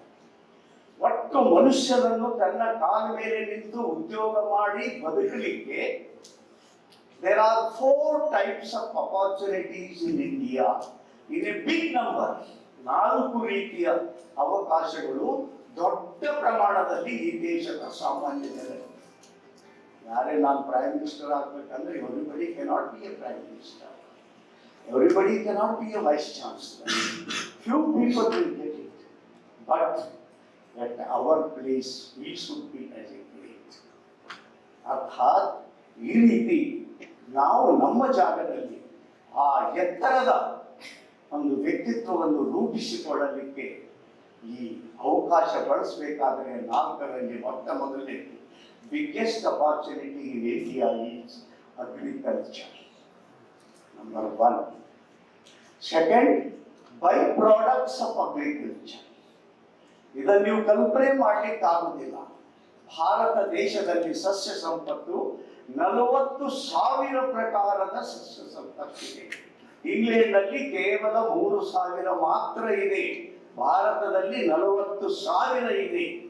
ಸೊ ಹೀಗಾಗಿ ನಾನಾ ರೀತಿಯ ಸಸ್ಯ ಸಂಪತ್ತಿನಿಂದ ಉತ್ಪನ್ನ ಮತ್ತು ಆ ಉತ್ಪನ್ನಗಳಿಂದ ಬರ್ತಕ್ಕಂಥ ಬೇರೆ ಬೇರೆ ವಸ್ತುಗಳ ತಯಾರಿಕೆ, ಇದಕ್ಕೆ ಬೈ ಪ್ರಾಡಕ್ಟ್ ಅಂತ ಹೇಳ್ತಾರೆ. ಹೈಯೆಸ್ಟ್ ಅಪಾರ್ಚುನಿಟಿ ನನಗೆ ಕೇಳಬೇಕಾದ್ರೆ ಈ ಫೀಲ್ಡ್ ನಲ್ಲಿ ಇವತ್ತು ನಾವು ಮನಸ್ಸು ಮಾಡಿದ್ರೆ we can create 4,000 crore more opportunities in only in this field. ಬೇರೆ ಬೇರೆ ಕಾರಣಗಳಿಂದ, ಅದೇ ದರಿದ್ರ ಮಾನಸಿಕತೆಯಿಂದ ಸತ್ಯ ನಮಗೆ ಮಿಥ್ಯ ಕಾಣುತ್ತದೆ, ಮಿಥ್ಯಗೆ ಸತ್ಯ ಕಾಣ್ತಾ ಇದೆ. ಇದು ಒಂದು. ಎರಡನೇದು ಅಪಾರ್ಚುನಿಟಿ. ಎರಡನೇ ಅಪಾರ್ಚುನಿಟಿ ಇದೆ, that is called daily needs. ದಿನನಿತ್ಯದ ಬೇಡಿಕೆಗಳು.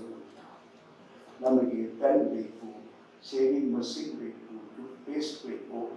ಹೀಗೆ ಮುಂಜಾನೆ ಹಿಡಿದು ಸಂಜೆಯವರೆಗೆ ಪ್ರತಿಯೊಬ್ಬರಿಗೆ ಕೆಲಸ ಮಾಡಬೇಕಾದರೆ he needs something. There are very minor things, but without which he cannot live. ನನಗೆ ಇಸ್ತ್ರಿ ಮಾಡಿದ ಬಟ್ಟೆ ಬೇಕು, ಮತ್ತೊಂದು ಬೇಕು. ಹೀಗೆ ಸಣ್ಣ ಉದ್ಯೋಗಗಳನ್ನು ಮಾಡ್ತಕ್ಕಂಥ ವ್ಯಕ್ತಿ. ನೀವು ಹೊಸದಾಗಿ ಹೇಳ್ತಾ ಇದ್ದಾರೆ, ಬಹುಶಃ ಇನ್ನೊಂದು 10 ವರ್ಷ ಆದ ಮೇಲೆ ಪುರುಷ ಇರಲಿ ಸ್ತ್ರೀ ಇರಲಿ ಎಲ್ಲಿಗಾರ ಕೆಲಸ ಮಾಡ್ಲಿಕ್ಕೆ ಹೋಗ್ಬೇಕಾದ್ರೆ 50-100 ರೂಪಾಯಿ ಬ್ಯೂಟಿ ಪಾರ್ಲರ್ದಲ್ಲಿ ಕೊಟ್ಟು ಸಿಂಗಾರಾಗಿ ಮತ್ತೆ ತಮ್ಮ ಡ್ಯೂಟಿ ಮಾಡಲಿಕ್ಕೆ ಹೋಗ್ತಾ ಇರ್ತಾರೆ. 1 crore such people are needed in this country. This is the government which is available in this country. ಇದು ಪಾರ್ಟ್ ಆಫ್ ಲೈಫ್ ಆಗ್ತಾ ಇದೆ. ಸೊ ಹೀಗಾಗಿ ದಿನನಿತ್ಯದ ಅವಶ್ಯಕತೆಗಳನ್ನು ಪೂರೈಕೆ ಮಾಡ್ತಕ್ಕಂಥ ಕಲೆ.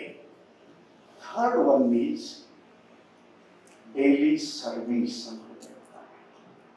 ಮೊದಲನೇದು 2 ಕೃಷಿ ಸಂಬಂಧಪಟ್ಟಿದ್ದು, ಎರಡನೇದು ದಿನನಿತ್ಯದ ಬೇಡಿಕೆಗಳು, ದಿನನಿತ್ಯದ ಸೇವೆಗಳು ಅಂತ ಕರೀತಾರೆ. ಬೋರ್ವೆಲ್ ಸರ್ವಿಸ್ ಇರ್ಬೋದು, ಲೈಟ್ ಕೆಟ್ಟಿದೆ ಅದರ ಸರ್ವಿಸ್ ಇರ್ಬೋದು, ಸ್ಯಾನಿಟರಿ ಸರ್ವಿಸ್ ಇರ್ಬೋದು. ಒಂದು ಬಿಲ್ಡಿಂಗ್ ಕಟ್ಟಬೇಕಾದರೆ ಇವತ್ತಿನ ಲೇಟೆಸ್ಟ್ ಕಾಲದಲ್ಲಿ ಇಟ್ ನೀಡ್ಸ್ 36 ಟೈಪ್ಸ್ ಆಫ್ ಕಾರಿಗಾರ. 36 ಪ್ರಕಾರದ ಬೇರೆ ಬೇರೆ ರೀತಿಯ ಕಲೆಗಾರರು ಬೇಕಾಗ್ತಾರೆ. ಬುನಾದಿ ಹೊಡೆಯವನೇ ಬ್ಯಾರೆ, ಬುನಾದಿ ತುಂಬವನೇ ಬ್ಯಾರೆ, ಪಿಲ್ಲರ್ ನಿಲ್ಲಿಸವನೇ ಬ್ಯಾರೆ, ಗಾಡಿ ಕಟ್ಟವನೇ ಬ್ಯಾರೆ, ಪ್ಲಾಸ್ಟರ್ ಮಾಡೋದೇ ಬ್ಯಾರೆ, ರೂಮ್ ಹಾಕವನೇ ಬೇರೆ, ಎಲೆಕ್ಟ್ರಿಸಿಟಿದವ ಬೇರೆ, ಬ್ಯಾಟ್ರಿನ್ ಮಾಡೋದು ಬೇರೆ. ವ್ಯಾರೈಟೀಸ್ ಕೊಡಿಗೆ ಬಂದು ಯಾವಾಗ ನಿಲ್ಲಿರ್ತದಂದ್ರೆ ಇಂಟೀರಿಯರ್ ಡೆಕೋರೇಷನ್ ಮುಗೀತು ಅಂದರೆ ಆ ಮನೆಗೆ ಒಂದು ರೂಪ ಬರ್ತದೆ. ಸೊ ಇವೆಲ್ಲವುಗಳನ್ನು ಲೆಕ್ಕ ಹಾಕಿದರೆ ದೇರ್ ಆರ್ 800 ವರ್ಕಿಂಗ್ ಫೀಲ್ಡ್ಸ್. ಎಷ್ಟಿವೆ? ಈ 4 ಕ್ಷೇತ್ರಗಳಲ್ಲಿ 800 ಪ್ರಕಾರದ ಅಪಾರ್ಚುನಿಟಿಗಳಿವೆ. ಇದು ನಮ್ಮ ಪುರುಷಾರ್ಥದ ಮೇಲೆ ನಿಂತಿದೆ. ಏನ್ರಿ ಮಾಡರ್ನಿಟಿ ಬಂದಿದೆ, ಮಷಿನರಿ ಬಂದಿದೆ, ಅದು ಬಂದಿದೆ, ಯಾರು ಕೇಳ್ತಾರೆ? ಇವೆಲ್ಲ ಬಣ್ಣದ ಮಾತರಿ ನಾನಿದು ಒಪ್ಪಲಿಕ್ಕೆ ತಯಾರಿಲ್ಲ. ಕೈಗೆ ಇರುವ ಬೆಲೆ, ಕೈ ಬೆಲೆಗೆ ಇರುವ ಬೆಲೆ ಆ ಟೆಕ್ನಾಲಜಿಗೆ ಇಲ್ಲ. ನಾನು ಇವತ್ತು ಹೇಳ್ತೀನಿ, ನನ್ನೊಬ್ಬ ಗೆಳೆಯ ಕಲ್ಕತ್ತಾದಲ್ಲಿ ಮೋದಿ ಅಂತ ಒಂದು ಪರಿವಾರದವರಿದ್ದಾರೆ. ಅವರು ಸೀರೆಗಳಿಗೆ ಎಂಬ್ರಾಯ್ಡರಿ ಮಾಡುತ್ತಾರೆ. ಒಂದು ವಾರದಲ್ಲಿ 6,000 ಜನ ಹೆಣ್ಣು ಮಕ್ಕಳು ಅದನ್ನು ಕೆಲಸ ಕಲಿಯಲಿಕ್ಕೆ ಬರ್ತಾರೆ. ಅವರಿಗೆ 10 ಸೀರೆ ಕೊಡ್ತಾರೆ. ಅವರವರ ಯೋಗ್ಯತೆಗೆ ತಕ್ಕಂತೆ ಏನು ಮಾಡಬೇಕು ಅಂತ ಅವರಿಗೆ ಗೊತ್ತಾಗಿರ್ತದೆ. ಆ ಸಾಮಾನು ಕೊಡ್ತಾರೆ. ಒಂದು ವಾರದ ನಂತರ ಅವ್ರು ತಗೊಂಡು ಬರ್ತಾರೆ. 1,000 ರೂಪಾಯಿಗೆ ಸೀರೆ 7 ಲಕ್ಷ ರೂಪಾಯಿಗೆ ಮಾರಾಟ ಮಾಡ್ತಾರೆ. 7 lakh rupees. ನೀವು ಯಾರಾದರೂ ಉತ್ತರ ಭಾರತದ ಮದುವೆಗಳಲ್ಲಿ ನೋಡಿದರೆ ಒಬ್ಬೊಬ್ಬ ಹೆಣ್ಣು ಮಗಳ ಮೇಲೆ ಉಟ್ಕೊಂಡಿರ್ತಕ್ಕಂಥ ಸೀರೆಯ ಭಾರ 25 kg ಕಡಿಮೆ ಇರುವುದಿಲ್ಲ. ರಾತ್ರಿ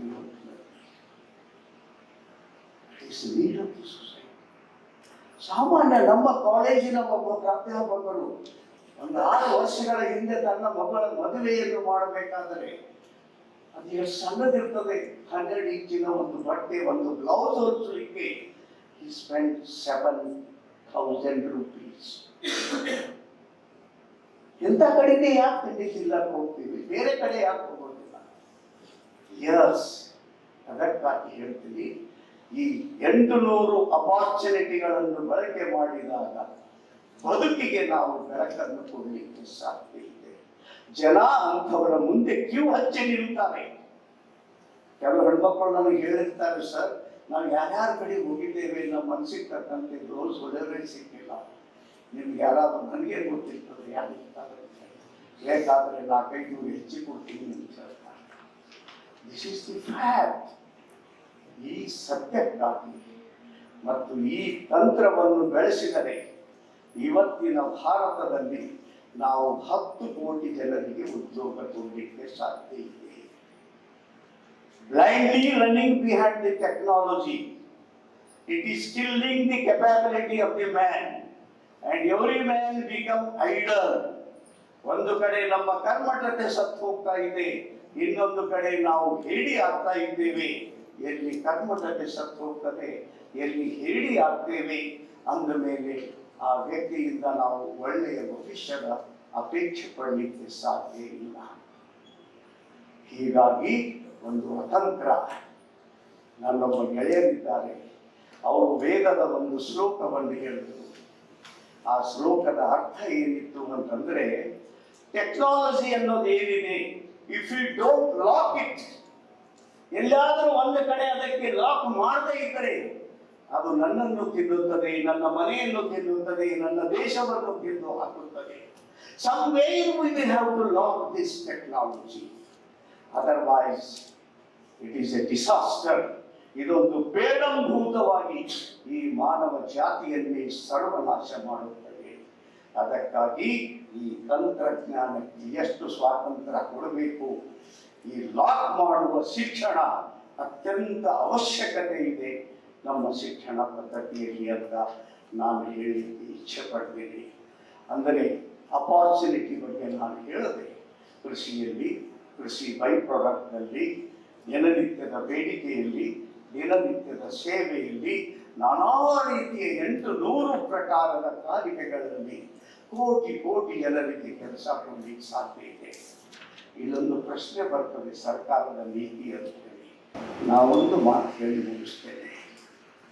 ಗೌರ್ಮೆಂಟ್ ಹೇಗಿರ್ತವಂದ್ರೆ, ಇವತ್ತು ಯಾರಾದರೂ ಒಂದು ಪರಿವರ್ತನೆ ತರಬೇಕಾದರೆ ಅದರ ಪರಿಣಾಮ ನಾಳೆ ಬಂದು ಮುಟ್ಟುತ್ತದೆ. For example, today government thought to bring a new education policy and it will be completely implemented in 2030.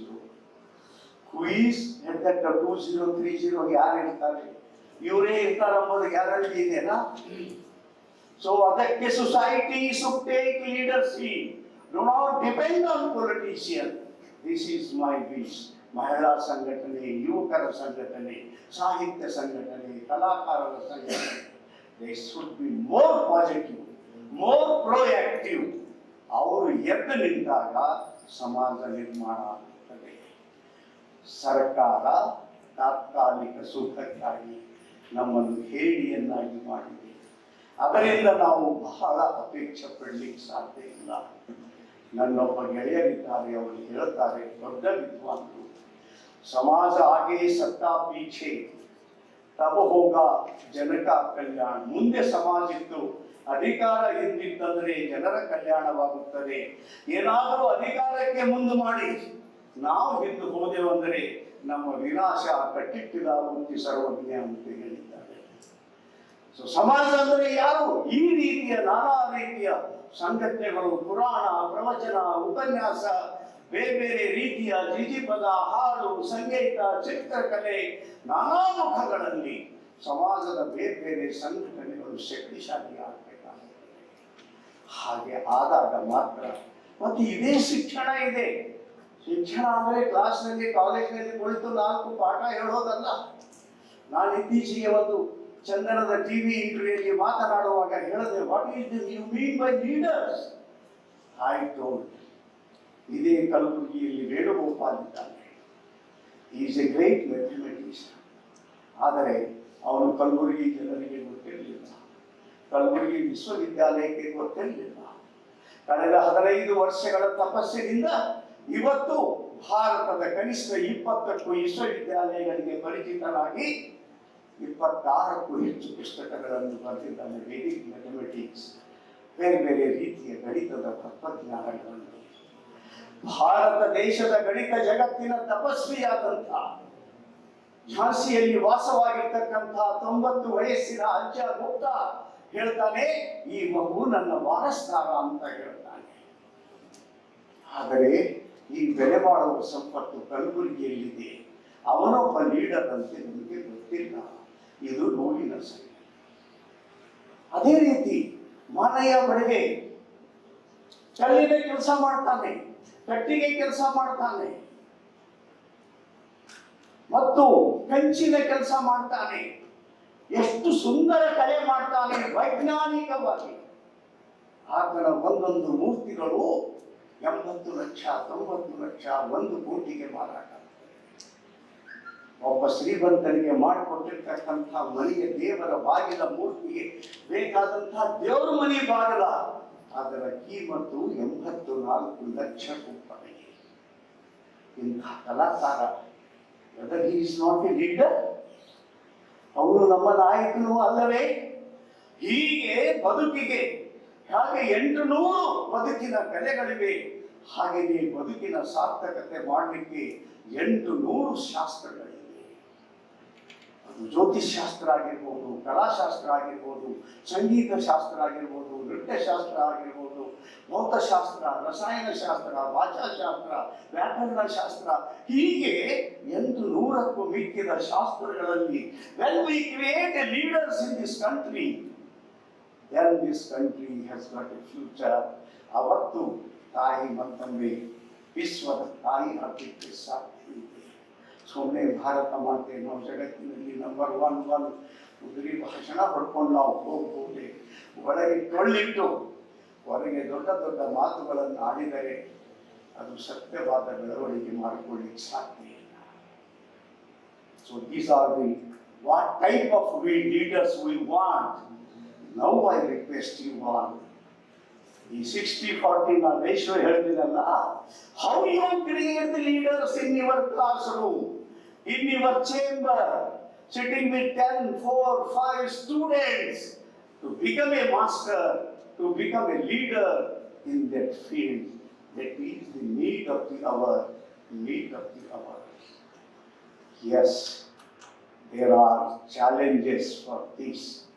ನಮ್ಮಲ್ಲಿ ಖನಿಜ ಸಂಪತ್ತಿದೆ, ನಮ್ಮಲ್ಲಿ ಬಿದಿರಿ ವರ್ಕ್ಸ್ ಮಾಡೋದಿದ್ದಾರೆ, ಕಿನ್ನಾಳದ ಗುಂಪೆ ಮಾಡೋದಿದ್ದಾರೆ, ಸುಂದರವಾದಂಥ ಸೋನಾ ಮಸೂರಿಯಂಥ ವಿಶ್ವದ ಮಾನ್ಯತೆ ಪಡೆಯಬೇಕಾದಂತಹ ರಾಯಚೂರಿನ ಅಕ್ಕಿಗೆ ಇನ್ನೂ ಮಾನ್ಯತೆ ಪಡೆಯಲಿಕ್ಕೆ ನಮ್ಮಿಂದ ಆಗಿಲ್ಲ. ತೊಗರಿಗೆ ಕಣಜವೆಂದು ನಾವು ಕರೆಸಿಕೊಳ್ತಕ್ಕಂತಹ ಪವಿತ್ರ ಭೂಮಿಯಲ್ಲಿ ಹುಟ್ಟುಕೊಂಡು ಬೆಳೆದಿದ್ದೇವೆ. ಇಲ್ಲಿರುವ ಶಹಬಾದ್ ಸ್ಟೋನ್, ಇವತ್ತಿನ ಸಿಮೆಂಟ್ ಮಾರ್ಕೆಟ್ಗೆ 93% ಇವತ್ತು ಪೂರೈಕೆ ಮಾಡ್ತಕ್ಕಂಥ ಮಣ್ಣಿನ ಪವಿತ್ರ ಕಲ್ಲುಗಳು ನಮ್ಮ ಭೂಮಿಯಲ್ಲಿವೆ. ಹೀಗೆ there are ample opportunities. Apart from this, there are many other things in our area. ನಾವು ಪ್ರಾಧ್ಯಾಪಕರಾಗಿದ್ದೇವೆ. ಕಾಲೇಜು ವಿಶ್ವವಿದ್ಯಾಲಯ ಮಟ್ಟಕ್ಕೆ ಬಂದಾಗ ನಮಗೆ ವೇತನ ಯಾಕೆ ಹೆಚ್ಚಿಗೆ ಕೊಡ್ತಾರೆ ಅಂತಂದ್ರೆ, Because we should spend such a researchical thought. ಮಕ್ಕಳಲ್ಲಿರುವ ಕ್ರಿಯೇಟಿವಿಟಿಗೆ ಪ್ರಚೋದನೆಯನ್ನು ಕೊಟ್ಟು ಅವರನ್ನು ನಾಡಿನ ಒಂದು ಅಸಾಧಾರಣ ಸಂಪತ್ತನ್ನಾಗಿ ಜಗತ್ತಿಗೆ ಕೊಡುವುದಕ್ಕಾಗಿ ಈ ಪದ್ಧತಿ ಇದೆ. ದುರ್ದೈವ, ನಾವೆಲ್ಲರೂ ಮಕ್ಕಳ ಮೂಗಿಗೆ ನೌಕರಿ ಎನ್ನುವ ಸುಗಂಧವನ್ನು ಬೀರಿ ಇವತ್ತು ಬೀದಿಯ ಮಕ್ಕಳನ್ನಾಗಿ ತಯಾರು ಮಾಡಿದ್ದೇವೆ. These are the challenges before us. So, ದುಡಿಯಲೇ ದೊಡ್ಡವನಾಗಬೇಕು, ಪರಿಶ್ರಮ ಮಾಡದೆ ಪದೋನ್ನತಿಯಾಗಬೇಕು. ಕಾಲೇಜಿನ ಪ್ರಾಧ್ಯಾಪಕರು ಇಂಥ ಸೆಮಿನಾರ್ ನಡೆದಾಗ ಏನಾದರೂ ಒಂದು ಅಪಾರ್ಚುನಿಟಿ ಮಾಡಿಕೊಂಡು ಈ ಮಿಥ್ಯ ಸರ್ಕಾರಕ್ಕೆ ಸಂತೋಷ ಪಡಲಿಕ್ಕೆ ನಾನಲ್ಲಿ ಹೋಗಿರ್ತೀನಿ, ಇನ್ನು ತಕ್ಷಣ ಒಂದು ಫೋಟೋ ತೆಗೆಯಬೇಕು. ಇದು ನಾನಿಷ್ಟು ಸೆಮಿನಾರ್ಗಳಲ್ಲಿ ಭಾಗವಹಿಸಿದ್ದೆ, ಇಷ್ಟು ಪುಸ್ತಕಗಳನ್ನು ಬರದೆ. ಇದು ಮಿಥ್ಯ ಮಿಥ್ಯ ಮಿಥ್ಯ. ಆತ್ಮವಂಚನೆ ಆತ್ಮವಂಚನೆ ಆತ್ಮವಂಚನೆ. ಯಾರು ಆತ್ಮವಂಚನೆಯ ಬದುಕನ್ನು ಮಾಡ್ತಾರೆ ಅವರು ತನಗೂ ಸತ್ಯವನ್ನು ಕೊಡೋದಿಲ್ಲ, ಜಗತ್ತಿಗೂ ಸತ್ಯ ಕೊಡಲಿಕ್ಕೆ ಸಾಧ್ಯ. ಸೊ ಹೀಗಾಗಿ ಈ ಹೇಳಿತನ, ದುರ್ಬಲತೆ, ಸಾಹಸದ ಕೊರತೆ ಇಂಥ ಪ್ರಸಂಗಗಳು ನಮ್ಮ ಕಣ್ಣ ಮುಂದೆ ಇದೇ ಮೊಟ್ಟ ಮೊದಲನೆಯ ವೈರಿ ನಮ್ಮ ಮುಂದೆ ಇರೋದು ಅಂತ ನಾನು ತಿಳ್ಕೊಂಡಿದ್ದೇನೆ. ಯಾಕಂದ್ರೆ ಇಷ್ಟು ಕೆಟ್ಟ ಮಾನಸಿಕತೆಯಲ್ಲಿ ಮಕ್ಕಳನ್ನು ಬೆಳೆಸಿದ್ದೇವೆ, ಅವರಿಗೆ ಕ್ಲಾಸ್ನಲ್ಲಿ ಇರಬೇಕಂತ ಅನಿಸೋದೇ ಇಲ್ಲ. ಸರ್ ನಾವೇನ್ ಮಾಡಬೇಕ್ರಿ, ನಾವಂತೂ 2 ಬಡೆತನ ಕಾಲೇಜ್ದಾಗ ಕೂಡೇ ಕೊಡ್ತೀವಿ, ಹುಡುಗರೇ ಯಾರು ಇರಲಿ. ಹಾಗಿಲ್ಲ. ನಾನು ಒಂದ್ ಕಡೆ ನೋಡಿದ್ದೇನೆ, ಒಬ್ಬ ಸೈನ್ಸ್ ಟೀಚರ್ಗೆ ಆಗ ಸ್ಕೂಲ್ನಲ್ಲಿ ಸಂಜೆವರೆಗೂ ಯಾರೋ ಹುಡುಗರು ಇರ್ತಿದ್ದಿಲ್ಲ, ಆದರೆ ಆ ಸೈನ್ಸ್ ಟೀಚರ್ ಬಂದಾಗ ಎಲ್ಲ ಮಕ್ಕಳು ಕ್ಲಾಸ್ನಲ್ಲಿ. ಅವರು ಇಲ್ಲಿ ಪಕ್ಕದ ಹೊಸಪೇಟೆಯವರು ನರಸಿಂಹಾಚಾರ್ಯ ಅಂತ ಹೇಳಿ ಸ್ಟೂಡೆಂಟ್ಸ್ ನನ್ನ ಕಡೆ ನೀವು ಹುಚ್ಚದಾಗಿ ಹುಡುಗರು ನನಗೆ ಸುತ್ತ ಹಾಕೋದಿಲ್ಲ ಅಂತಂದ್ರೆ it is not the weakness of the students. I don't blame. Sir ಒಂದು ಬುನಾದಿಗೆ ರಾಂಗ್ ಬಿದ್ದದ್ರಿ, ಎಲ್ಲೇ ಜೂನಿಯರ್ ಕಾಲೇಜ್ದಾಗ ನಾವೇನ್ ಮಾಡಬೇಕು? ಆ ಡಿಗ್ರಿ ಕಾಲೇಜ್ದಾಗ ಪಾಠನೇ ನಡೆದಿಲ್ಲ.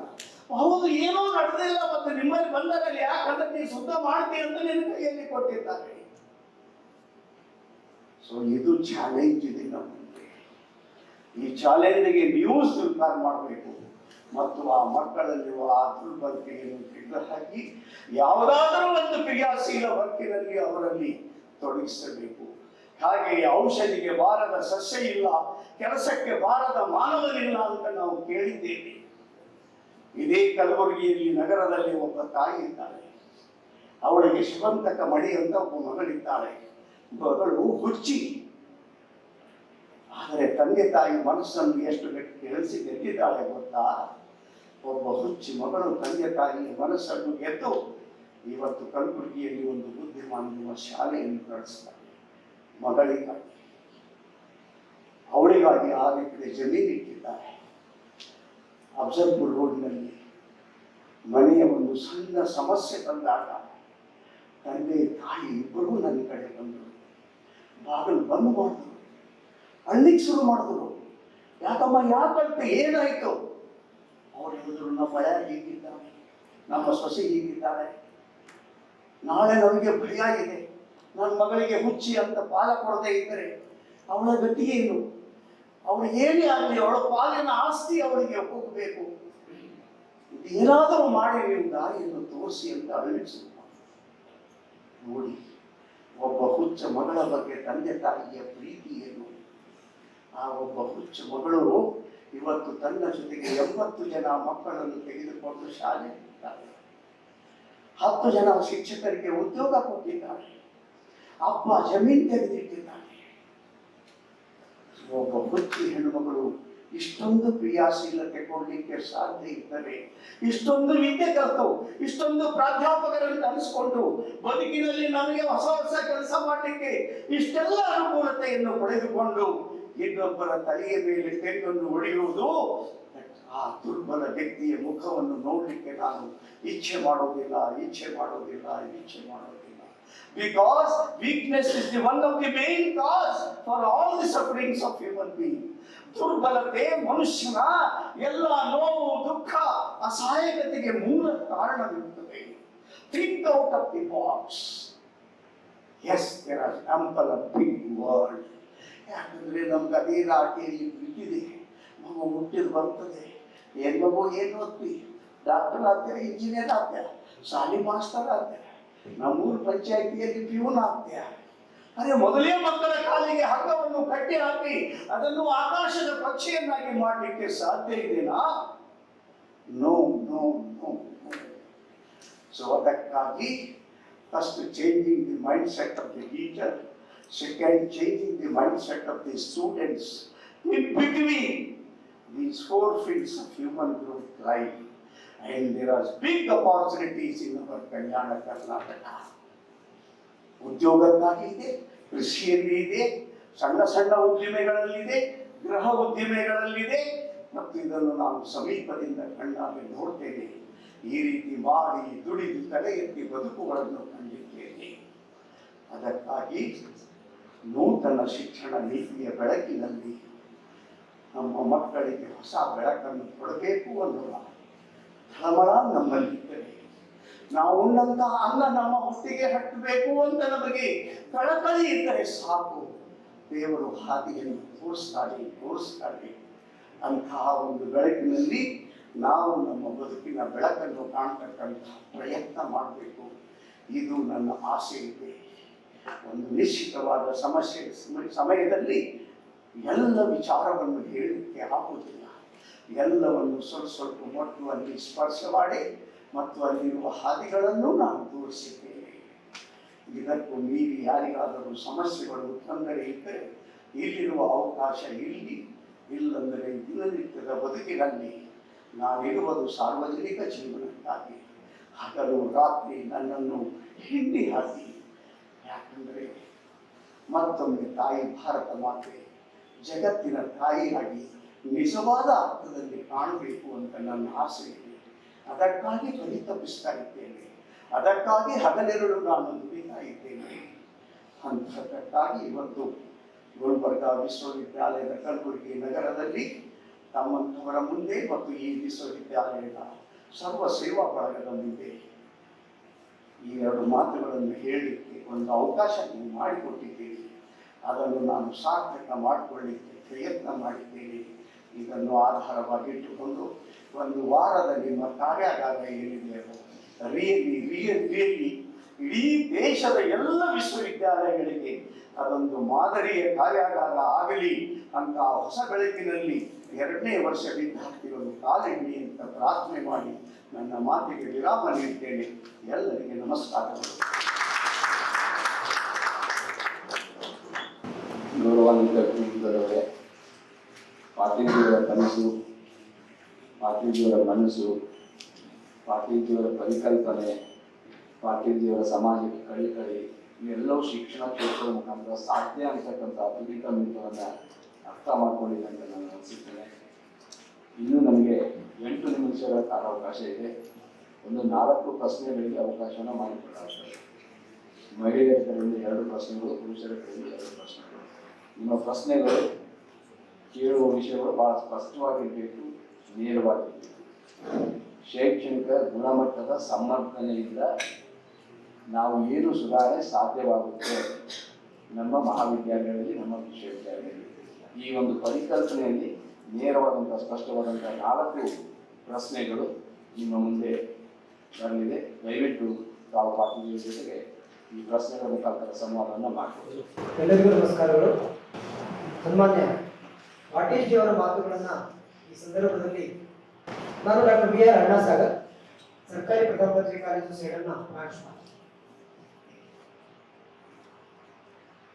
ಆ ಮಾತುಗಳು ನಿಜವಾಗ್ಲೂ ಅಡಿಯಿಂದ ಮುಡಿಯವರೆಗೆ ವಿಂಗಡ ಆಗ್ತದೆ. ನಮ್ಮ ಗುಲ್ಬರ್ಗ ವಿಶ್ವವಿದ್ಯಾಲಯ ಅತ್ಯಂತ ಶ್ರೇಷ್ಠ ವಿದ್ಯಾರ್ಥಿಗಳನ್ನ ಹೊಂದಿದೆ. ನಾವು ಹೇಳಿದ ಹಾಗೆ ನಾನು ಎಲ್ಲರೂ ಅಂತ ಹೇಳಲಿಲ್ಲ, ನಾನಂತೂ ಅವುಗಳನ್ನ ಉಪಯೋಗ ಮಾಡ್ಕೊಳ್ತೀನಿ ಅನ್ನುವಂಥ ಮಾತನ್ನ ಈ ಸಂದರ್ಭದಲ್ಲಿ ಹೇಳಲಿಕ್ಕೆ ಇಷ್ಟಪಡ್ತೀನಿ. ಯಾಕೆಂದ್ರೆ ನಮ್ಮ ಮಕ್ಕಳು, ಅದರಲ್ಲೂ ಮುಖ್ಯವಾಗಿ ಮುಖ್ಯವಾಗಿ ಗ್ರಾಮೀಣ ಪ್ರದೇಶದ ಮಕ್ಕಳು ನೇರವಾಗಿ ವಿಷಯ ಬನ್ನಿ. ಗ್ರಾಮೀಣ ಪ್ರದೇಶದ ಮಕ್ಕಳು ಇಂಥ ಸಾಮರ್ಥ್ಯಗಳನ್ನು ಹೊಂದಿದ್ದಾರೆ ಅಂತಂದ್ರೆ ಅವರ ಸಾಮರ್ಥ್ಯಗಳನ್ನ ಹೊರಗೆಡವುವಲ್ಲಿ ಲೋಪ ಏನಾದರೂ ಇದ್ರೆ ವಿದ್ಯಾರ್ಥಿಗಳು ತಾವು ಹೇಳಿದಾಗೆ ಸರ್ ಹೇಳಿದಾಗೆ ನಮ್ಮಲ್ಲಿಯೇ ಇದೆ. ಆದರೆ ಒಂದು ನನಗೆ ಕಾಡ್ತಾ ಇರುವಂತಹ ಸಮಸ್ಯೆ ಅಂತಂದ್ರೆ ಒಬ್ಬರಿಂದ ಆಗುವಂತಹದ್ದು ಅಲ್ಲ. ನಾನು ಒಬ್ಬರು ಕನಸು ಕಂಡರೆ ಆ ಕನಸು ಆಗಬೇಕು ಅಂದ್ರೆ ಬಹಳಷ್ಟು ತೊಂದರೆಗಳನ್ನ ಎದುರಿಸಬೇಕಾಗ್ತದೆ. ಇದಕ್ಕೆ ಎಲ್ಲರೂ ಕೈ ಜೋಡಿಸಿದರೆ ಅಟ್ಲೀಸ್ಟ್ ನಾನಿರುವ ಜಾಗದಲ್ಲಿರುವಂತವರು, ನಾವು ಕೆಲಸ ಮಾಡ್ತಾ ಇರುವಂತವರು ಕೈ ಜೋಡಿಸಿದರೆ ಬಹುಶಃ ನಮ್ಮ ಕನಸನ್ನ ಅಥವಾ ನನ್ನ ಕನಸನ್ನ ನಮ್ಮ ಕನಸಾಗಿ ಎಲ್ಲರ ಕನಸಾಗಿ ಮಾಡಲಿಕ್ಕೆ ಆಗ್ತದೆ ಅನ್ನುವಂತ ಮಾತನ್ನ. ನಂಬರ್ 1 ನೇತಾಜಿ ಸುಭಾಷ್ ಚಂದ್ರ ಬೋಸ್, ನಂಬರ್ 2 ಸ್ವಾತಂತ್ರ್ಯ ವೀರ ಸಾವರ್ಕರ್. ಅಂದ್ರೆ ಒಬ್ಬ ವ್ಯಕ್ತಿ ಎಷ್ಟು ದೊಡ್ಡ ಕೆಲಸ ಮಾಡ್ಲಿಕ್ಕೆ ಸಾಧ್ಯ ಇದೆ. ಈ latest India after independence, one man by name Raju Dikshit. You go to his life history. Swadeshi ಅನ್ನುವ ಚಳವಳಿ ಈ ದೇಶದ 3 ವಿಶ್ವವಿದ್ಯಾಲಯ ಮಾಡದೇ ಇರುವ ಕೆಲಸ, ಈ ದೇಶದ ಅಸಾಧಾರಣ ದೊಡ್ಡ ದೊಡ್ಡ ಸಂಘಟನೆಗಳು ಮಾಡುವ ಕೆಲಸ, ಮಾಡದೇ ಇರುವ ಕೆಲಸವನ್ನು ಒಬ್ಬ IIT-ಯಿಂದ ಹೊರಗೆ ಬಂದಿರತಕ್ಕಂತಹ ಒಬ್ಬ ತರುಣ ತನ್ನ 40ನೇ ವಯಸ್ಸಿನ ಒಳಗಾಗಿ ದೇಶದ ಕೋಟಿ ಕೋಟಿ ಜನರ ಮನಸ್ಸಿನಲ್ಲಿ ಹುಚ್ಚನ್ನು ಹಬ್ಬಿಸಿದ್ದಾನೆ. ಅದಕ್ಕಾಗಿ ನಮಗೆ ಹುಚ್ಚಿದ್ದರೆ, ನಮ್ಮೊಳಗೆ ತಳಮಳ ಇದ್ದರೆ ಆ ಬಳಗವನ್ನು ನಾವೇ ಕ್ರಿಯೇಟ್ ಮಾಡಬೇಕು. ಅದಕ್ಕಾಗಿ ನಾನೊಬ್ಬನೇ ಇದ್ದೀನಿ ಅಂತ ಹೇಳೋದರಲ್ಲಿ ಅರ್ಥ ಇಲ್ಲ. We should increase, we should enhance our capacity.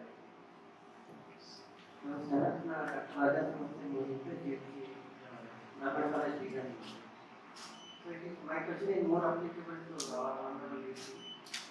ಮೊನ್ನೆ ಸುಪ್ರೀಂ ಕೋರ್ಟ್ ಒಂದು ಆರ್ಡರ್ ಆಗಿದೆ, ಎಲ್ಲ ಸ್ಕೂಲ್ ಮತ್ತೆ ಕಾಲೇಜಿನಲ್ಲಿ ಅಟ್ಲೀಸ್ಟ್ 9 ಎಕರೆ ಜಮೀನು ಇರಬೇಕು, ಆಟದ ಮೈದಾನ ಇರಬೇಕು ಅಂತ. ಕಲ್ಯಾಣ ಕರ್ನಾಟಕ ಭಾಗದ ಹಲವು ಕಾಲೇಜುಗಳಲ್ಲಿ 1 ಎಕರೆ ಇಲ್ಲ, ಒಂದೊಂದು ಅಪಾರ್ಟ್ಮೆಂಟ್ ನಲ್ಲಿ ಕಾಲೇಜಲ್ಲಿ ನಾವು ನಡೆಸ್ತಾ ಇದ್ದೇವೆ. ಸೊ ಹೌ ಎಜುಕೇಶನ್ ಅನೇಕ ಕಾಲೇಜಸ್ 80% ಕಾಲೇಜಸ್ ಎಲ್ಲ ಕಮರ್ಷಿಯಲ್ ಕಾಂಪ್ಲೆಕ್ಸ್ ಅಲ್ಲಿ ನಡೀತಾ ಇದ್ದಾವೆ. ಸೊ ಸುಪ್ರೀಂ ಕೋರ್ಟ್ ಆದೇಶ ಅಥವಾ ನಮ್ಮ university how we are permitting the colleges to run in such a small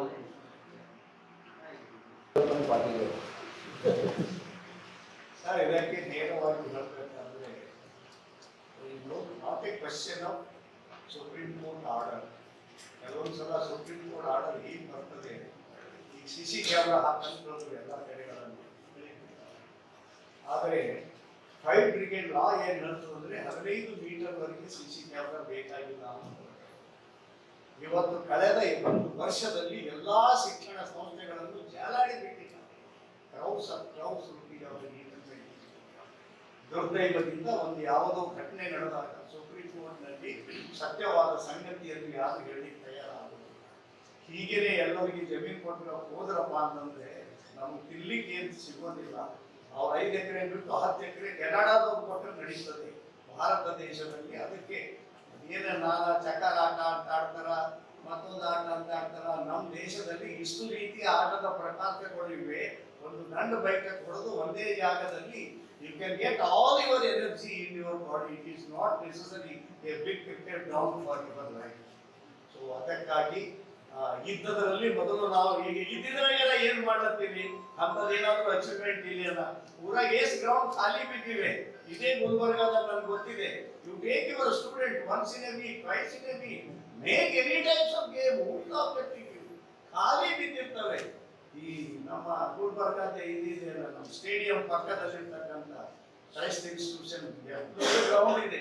ನಾನು ಇವತ್ತಿಗೂ ಕಂಡಿದ್ದೆ, ಅದರಾಗ ಒಂದು ದೊಡ್ಡ ಕಾರ್ಯಕ್ರಮ ಮಾಡಬೇಕು ಅಂತ ಏನು ಅದಕ್ಕೆ ಹಾಗೆ ಜಜ್ಮೆಂಟ್ ಕೆಲವೊಂದು ಬಂದ್ಬಿಡ್ತವೆ ಕಾಲ್ಪನಿಕವಾಗಿ. ಅದರಿಂದ ತಲೆ ಕೆಡಿಸ್ಕೊಂಡು do not make excuse. If you have got something in your brain, if you are not finding a way, you tell me, I will give you the way.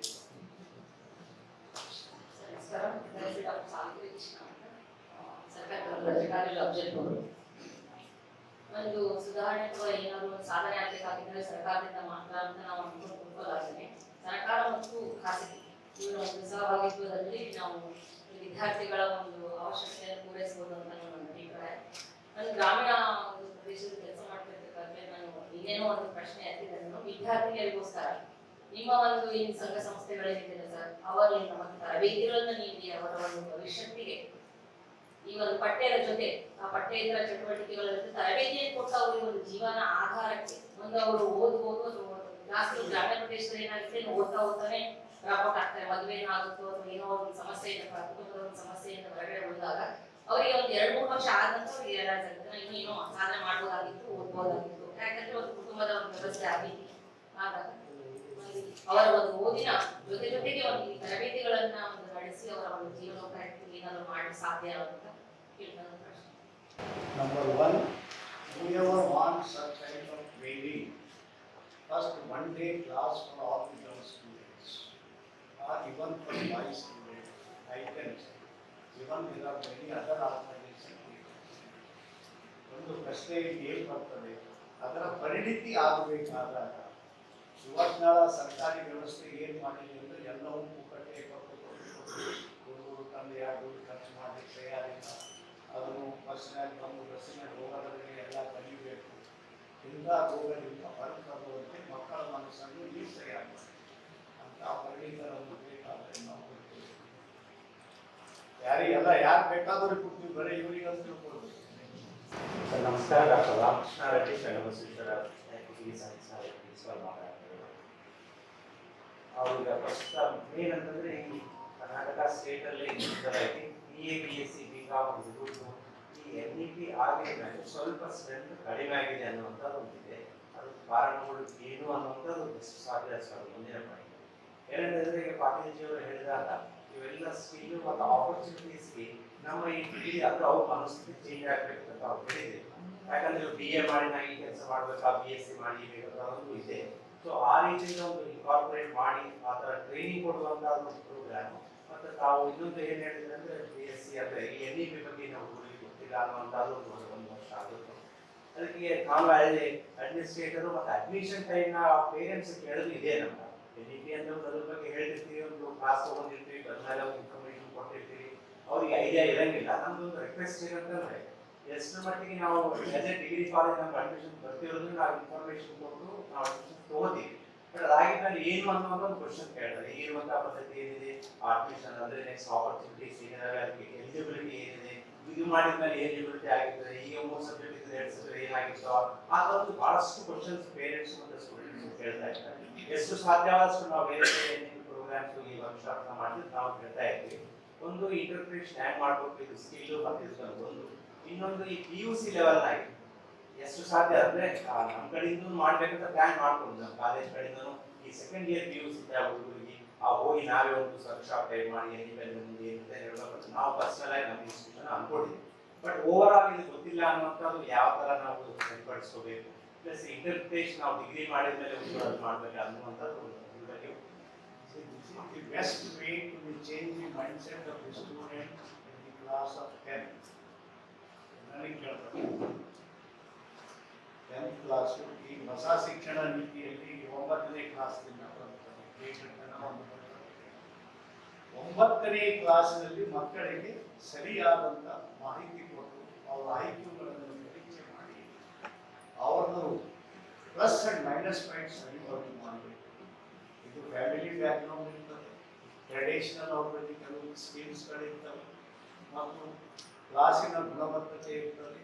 Actually ಹೇಳಬೇಕಾದರೆ ಈ 9th to 12th ವರೆಗೆ ಯಾವ ಪ್ರಾಚಾರ್ಯರಾಗಿ ಬರ್ತಾರೆ ಅವರ ಕಾರ್ಯ ತುಂಬ ದೊಡ್ಡ ಕಾರ್ಯ ಇದೆ. ಅಲ್ಲೇ ಮಾಮೂಲ ಗಡಬಡ ಆಗಬೇಕು, ತಪ್ಪಿ ಒಂದು ರಾಂಗ್ ಡೈರೆಕ್ಷನ್ ಹೋದ ಕಡೆನೂ ಕೂಡ ಆಗಂಗಿಲ್ಲ, ಈ ಕಡೆನೂ ಆಗಂಗಿಲ್ಲ. ಒಂದು ರೀತಿಯಿಂದ ಯಾಕಂದ್ರೆ ಒಂದು ಕ್ರಿಟಿಕಲ್ ಅವರ್ ಒಂದು ಅನಾಹುತ ಆಗಿದೆ, ಇದರಿಂದ ದೇಶ ಉಳಿಸಬೇಕಾಗಿದೆ. Yes, if all the lecturers want ಒಂದಿನ 2 ದಿನ ನಾವು ಈ ನಮ್ಮ ಭಾಗದಲ್ಲಿರ್ತಕ್ಕಂಥ ಎಲ್ಲ ಹೈಸ್ಕೂಲ್ ಮಕ್ಕಳಿಗೆ 1 ದಿವಸದ ಕ್ಲಾಸನ್ನು ನಾನು ತಗೊಂಡು ಬರ್ತೀನಿ ಅಂತಂದ್ರೆ I can give A beautiful syllabus so that they should not confused in higher education. ಇಲ್ಲ ಅಂದ್ರೆ ಈಗ ಏನು ನಡೆದಿದೆ ನಾವು ಅದನ್ನು ಉಲ್ಲೇಖ ಮಾಡೋದು ಅವಶ್ಯಕತೆ ಇದೆ.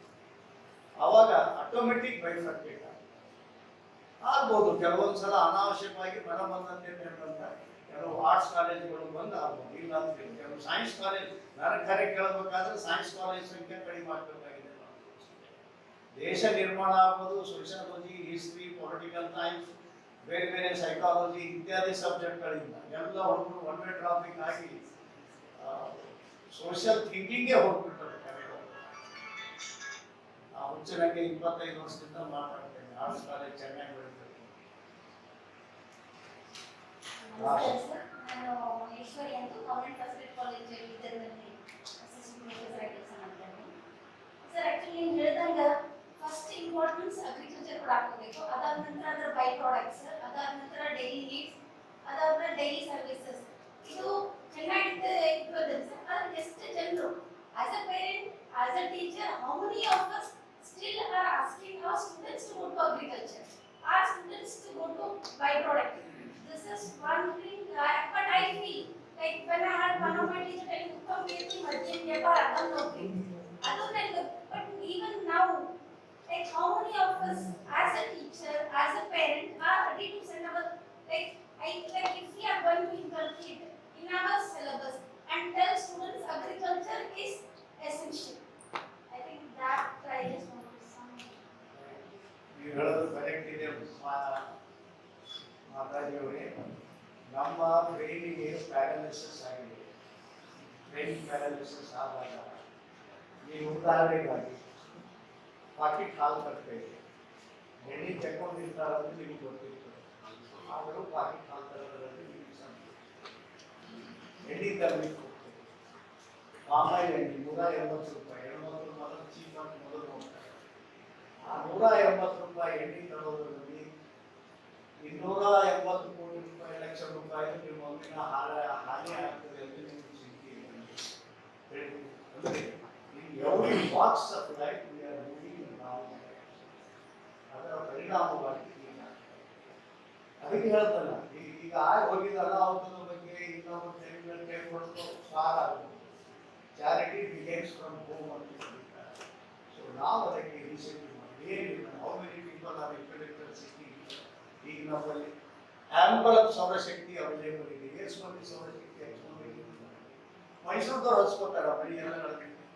ಚಂಡೀಗಢದಲ್ಲಿ ಎಲ್ಲ ಹೆಣ್ಮಕ್ಳು 5,000 ಮನೆಗಳ ಮೇಲೆ ಈ ಬಿಲ್ಡಿಂಗ್ 1/4 ಏರಿಯಾದಲ್ಲಿ 1 ಲಕ್ಷ ರೂಪಾಯಿ ಕಾಯಿಪಲ್ಯ ಬೆಳೀತಾರೆ. 1/4 this all I am telling you.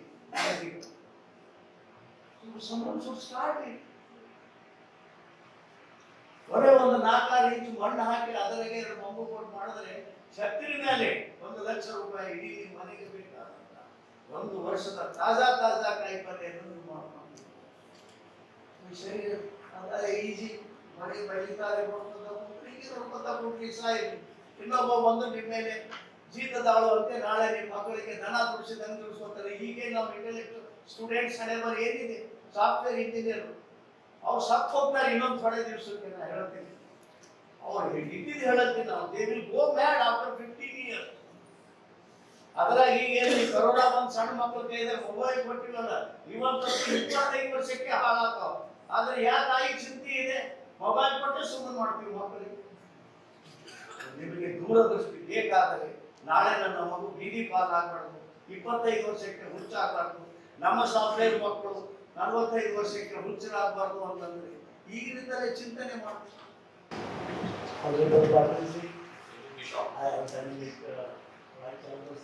Myself BT Kamle. I have so many questions, but I only ask only one question, sir. ಅದು ಕ್ವಶನ್ ಮುಂಚೆ ನಾನು ಪ್ರಪ್ರಥಮವಾಗೆಲ್ಲ ಭಾರತೀಯ ಮಹಿಳೆಯರಿಗೆ ಒಂದು ಅವ್ರಿಗೆ ಅಭಿನಂದನೆ ಹೇಳ್ತಾರೆ. ಒಂದು ಹೇಳ್ತಾರೆ ಬಾಬಾ ಸಾಹೇಬ್ ಅಂಬೇಡ್ಕರ್, ಯಾವ ಸಮಾಜದಲ್ಲಿ ಪ್ರಗತಿ ಆಗ್ಬೇಕಾದ್ರೆ ಹೆಣ್ಮಕ್ಳಲ್ಲಿ ಆಕ್ಸಿಡೆಂಟ್ ಆಗ್ಬೇಕಂತ. ತಾವೇ ನಮ್ದು 1 hour ಭಾಷಣ ಕೇಳಿದೆ. ನನಗೇನು ಪ್ರಶ್ನೆ ಬೇಕಂದ್ರೆ ಇದೆ ಅಂದರೆ, ಈ ಆಚಾರ್ಯ ಟೀಚರ್ ರಿಪ್ಲೇಸ್ ಮಾಡ್ಕೊಂಡು ಆಚಾರ್ಯ ನಾವು ಹೇಳ್ತಾ ಇದ್ದೇವೆ. ಆ concept how best it is applicable to the our Indian teaching faculty. Other than that, I have a question, but I want only one question.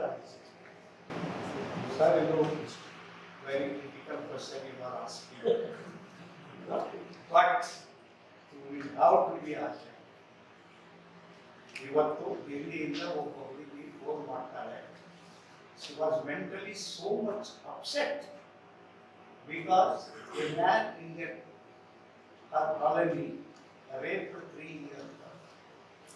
And even parents will compromise with the money with the cheating person. ಈ ಸಮಾಜಕ್ಕೆ ಏನಾಗಿದೆ, ನನಗೆ ಬದುಕೇ ಬೇಕಂತ ಇಚ್ಛೆ ಇಲ್ಲ. Whatever may be, either our forefathers should change its thought. Actually, ನಾನು ಈ ದೇಶದ ಎಲ್ಲ ಸಂತರಿಗೆ ಮಹಾತ್ಮರಿಗೆ ಒಂದು ಪತ್ರ ಬರೀತಾ ಇದ್ದೇನೆ. It may take 2 minutes more if you permit. I tell you frankly, ನನಗೆ ಇಷ್ಟು ನೋವಾಗ್ತಾ ಇದೆ. ನಮ್ಮ ದೇಶದಲ್ಲಿ ಎನಿಬಡಿ ಕೆಟ್ಟದ್ದು ಹೇಳ್ಬೋದು, ಚಿಕ್ಕ ವಯಸ್ಸಿನಲ್ಲಿ ಮದುವೆ ಯಾಕೆ ಮಾಡ್ತಾರೆ? Maturation will come in India at early age. My mother was married at 11th age. She gave birth to the 13th age. ಮೊದಲನೇ ಮಗುವಿಗೆ ಜನ್ಮ ಕೊಟ್ಟಿದ್ದಾಳೆ ನನ್ನ ತಾಯಿ. ಹೇಳ್ತಿದ್ರಿ ನೀವು ಈ ಭಾವನೆಗಳನ್ನು ಒಬ್ಬ ಹೆಣ್ಣಿಗೆ ಒಬ್ಬ ಗಂಡಿಗೆ 30 ವರ್ಷ ತನಕ ತಾಕೊಂಡಿರಂತ ಹೇಳಿಕ್ಕೆ ಆಗ್ತದೇನಾ? ಅದಕ್ಕಾಗಿ ತಮ್ಮ ಭಾವನೆಗಳನ್ನು ತೋರಿಸಿಕೊಳ್ಳಿಕ್ಕೆ ವೈಶ್ಯರ ಓಣೆಗಳಿದ್ದು, ಬಹುಪತ್ನಿತ್ವಕ್ಕೆ ನಮ್ಮಲ್ಲಿ ಓಪನ್ಗಳಿದ್ದು, we killed all those things. ಆಂತರಿಕವಾಗಿ ನಾವು ಕೊಳ್ಳಾಗಿದ್ದೇವೆ. ನಮಗೆ ಮಾರಲ್ ಕರೇಜ್ ಇರುವುದಿಲ್ಲ. ಯಾಕಂದ್ರೆ ಬ್ರಿಟಿಷ್ ಪ್ರಗತಿಪರ ಅನ್ನೋ ಹೆಸರ ಮೇಲೆ ಇಂಥ ಥರ್ಡ್ ಕ್ಲಾಸ್ ಲಾಸ್ ತಂದು ಇವತ್ತು ನಮ್ಮ ದೇಶದ ಅದು ಸಂತರಾಗಿರಬಹುದು, ದೇಶದ ಸಮಾಜಮುಖಿಯಾಗಿ ಕೆಲಸ ಮಾಡ್ತಕ್ಕಂಥ ನೀವು ಆಗ್ಬೋದು. You will have to find a way, a new outline. Otherwise ದುರಂತದಲ್ಲಿ ನಮ್ಮ ಪೀಳಿಗೆ ಸತ್ತು. ಇದು ದಿಸ್ ಇಸ್ ದಿ ನೆಸೆಸರಿ. ಇದು ನೆಸೆಸರಿ ಗೊತ್ತಾದಾಗ ಆಚಾರ್ಯ ತಾನೇ ಬಂದಿದ್ದ. ಇವತ್ತಿನ ಸ್ಥಿತಿಯಲ್ಲಿ ಆಚಾರ್ಯ ಉಳಿದಿಲ್ಲ, ಅವರನ್ನು ಗೊತ್ತಿದೆ. ಆದ್ರೆ ಒಳ್ಳೇದು ಬೇಡ ಅಂತ ಹೇಳ್ಬೇಕಾ?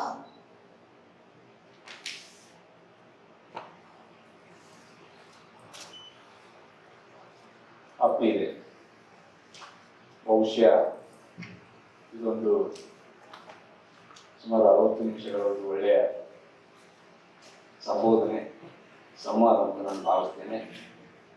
ಶಾಲೆಗಳು ಸಾಮಾಜಿಕ ಪರಿವರ್ತನೆ ಕೇಂದ್ರಗಳಾಗಬೇಕು, ಸಾಮಾಜಿಕ ಪರಿವರ್ತನಾ ಕೇಂದ್ರಗಳು ಅನ್ನುವ ಮಹಾದೊಡ್ಡ ಕನಸನ್ನು ಹೊಂದಿರುವಂಥ ಪಾಟೀಲ್ಜಿಯವರು ಕೇವಲ ಈ ನಮ್ಮ ಉತ್ತರ ಕರ್ನಾಟಕದ 7 ಜಿಲ್ಲೆಗಳಲ್ಲ, ಇಡೀ ನಮ್ಮ ರಾಜ್ಯವೇ ಕಲ್ಯಾಣ ಕರ್ನಾಟಕ ಆಗಬೇಕು ಅಂತಕ್ಕಂಥ ಪರಿಕಲ್ಪನೆಯ ಮಹಾನ್ ಪುರುಷ ನಮ್ಮ ಕಲ್ಯಾಣ ಕರ್ನಾಟಕದಲ್ಲಿ ಹುಟ್ಟಿದ್ದು ನಮ್ಮೆಲ್ಲರ ಹೆಮ್ಮೆಯ ಸಂಗತಿ ಅಂತ ನಾವು ಭಾವಿಸ್ತೇವೆ.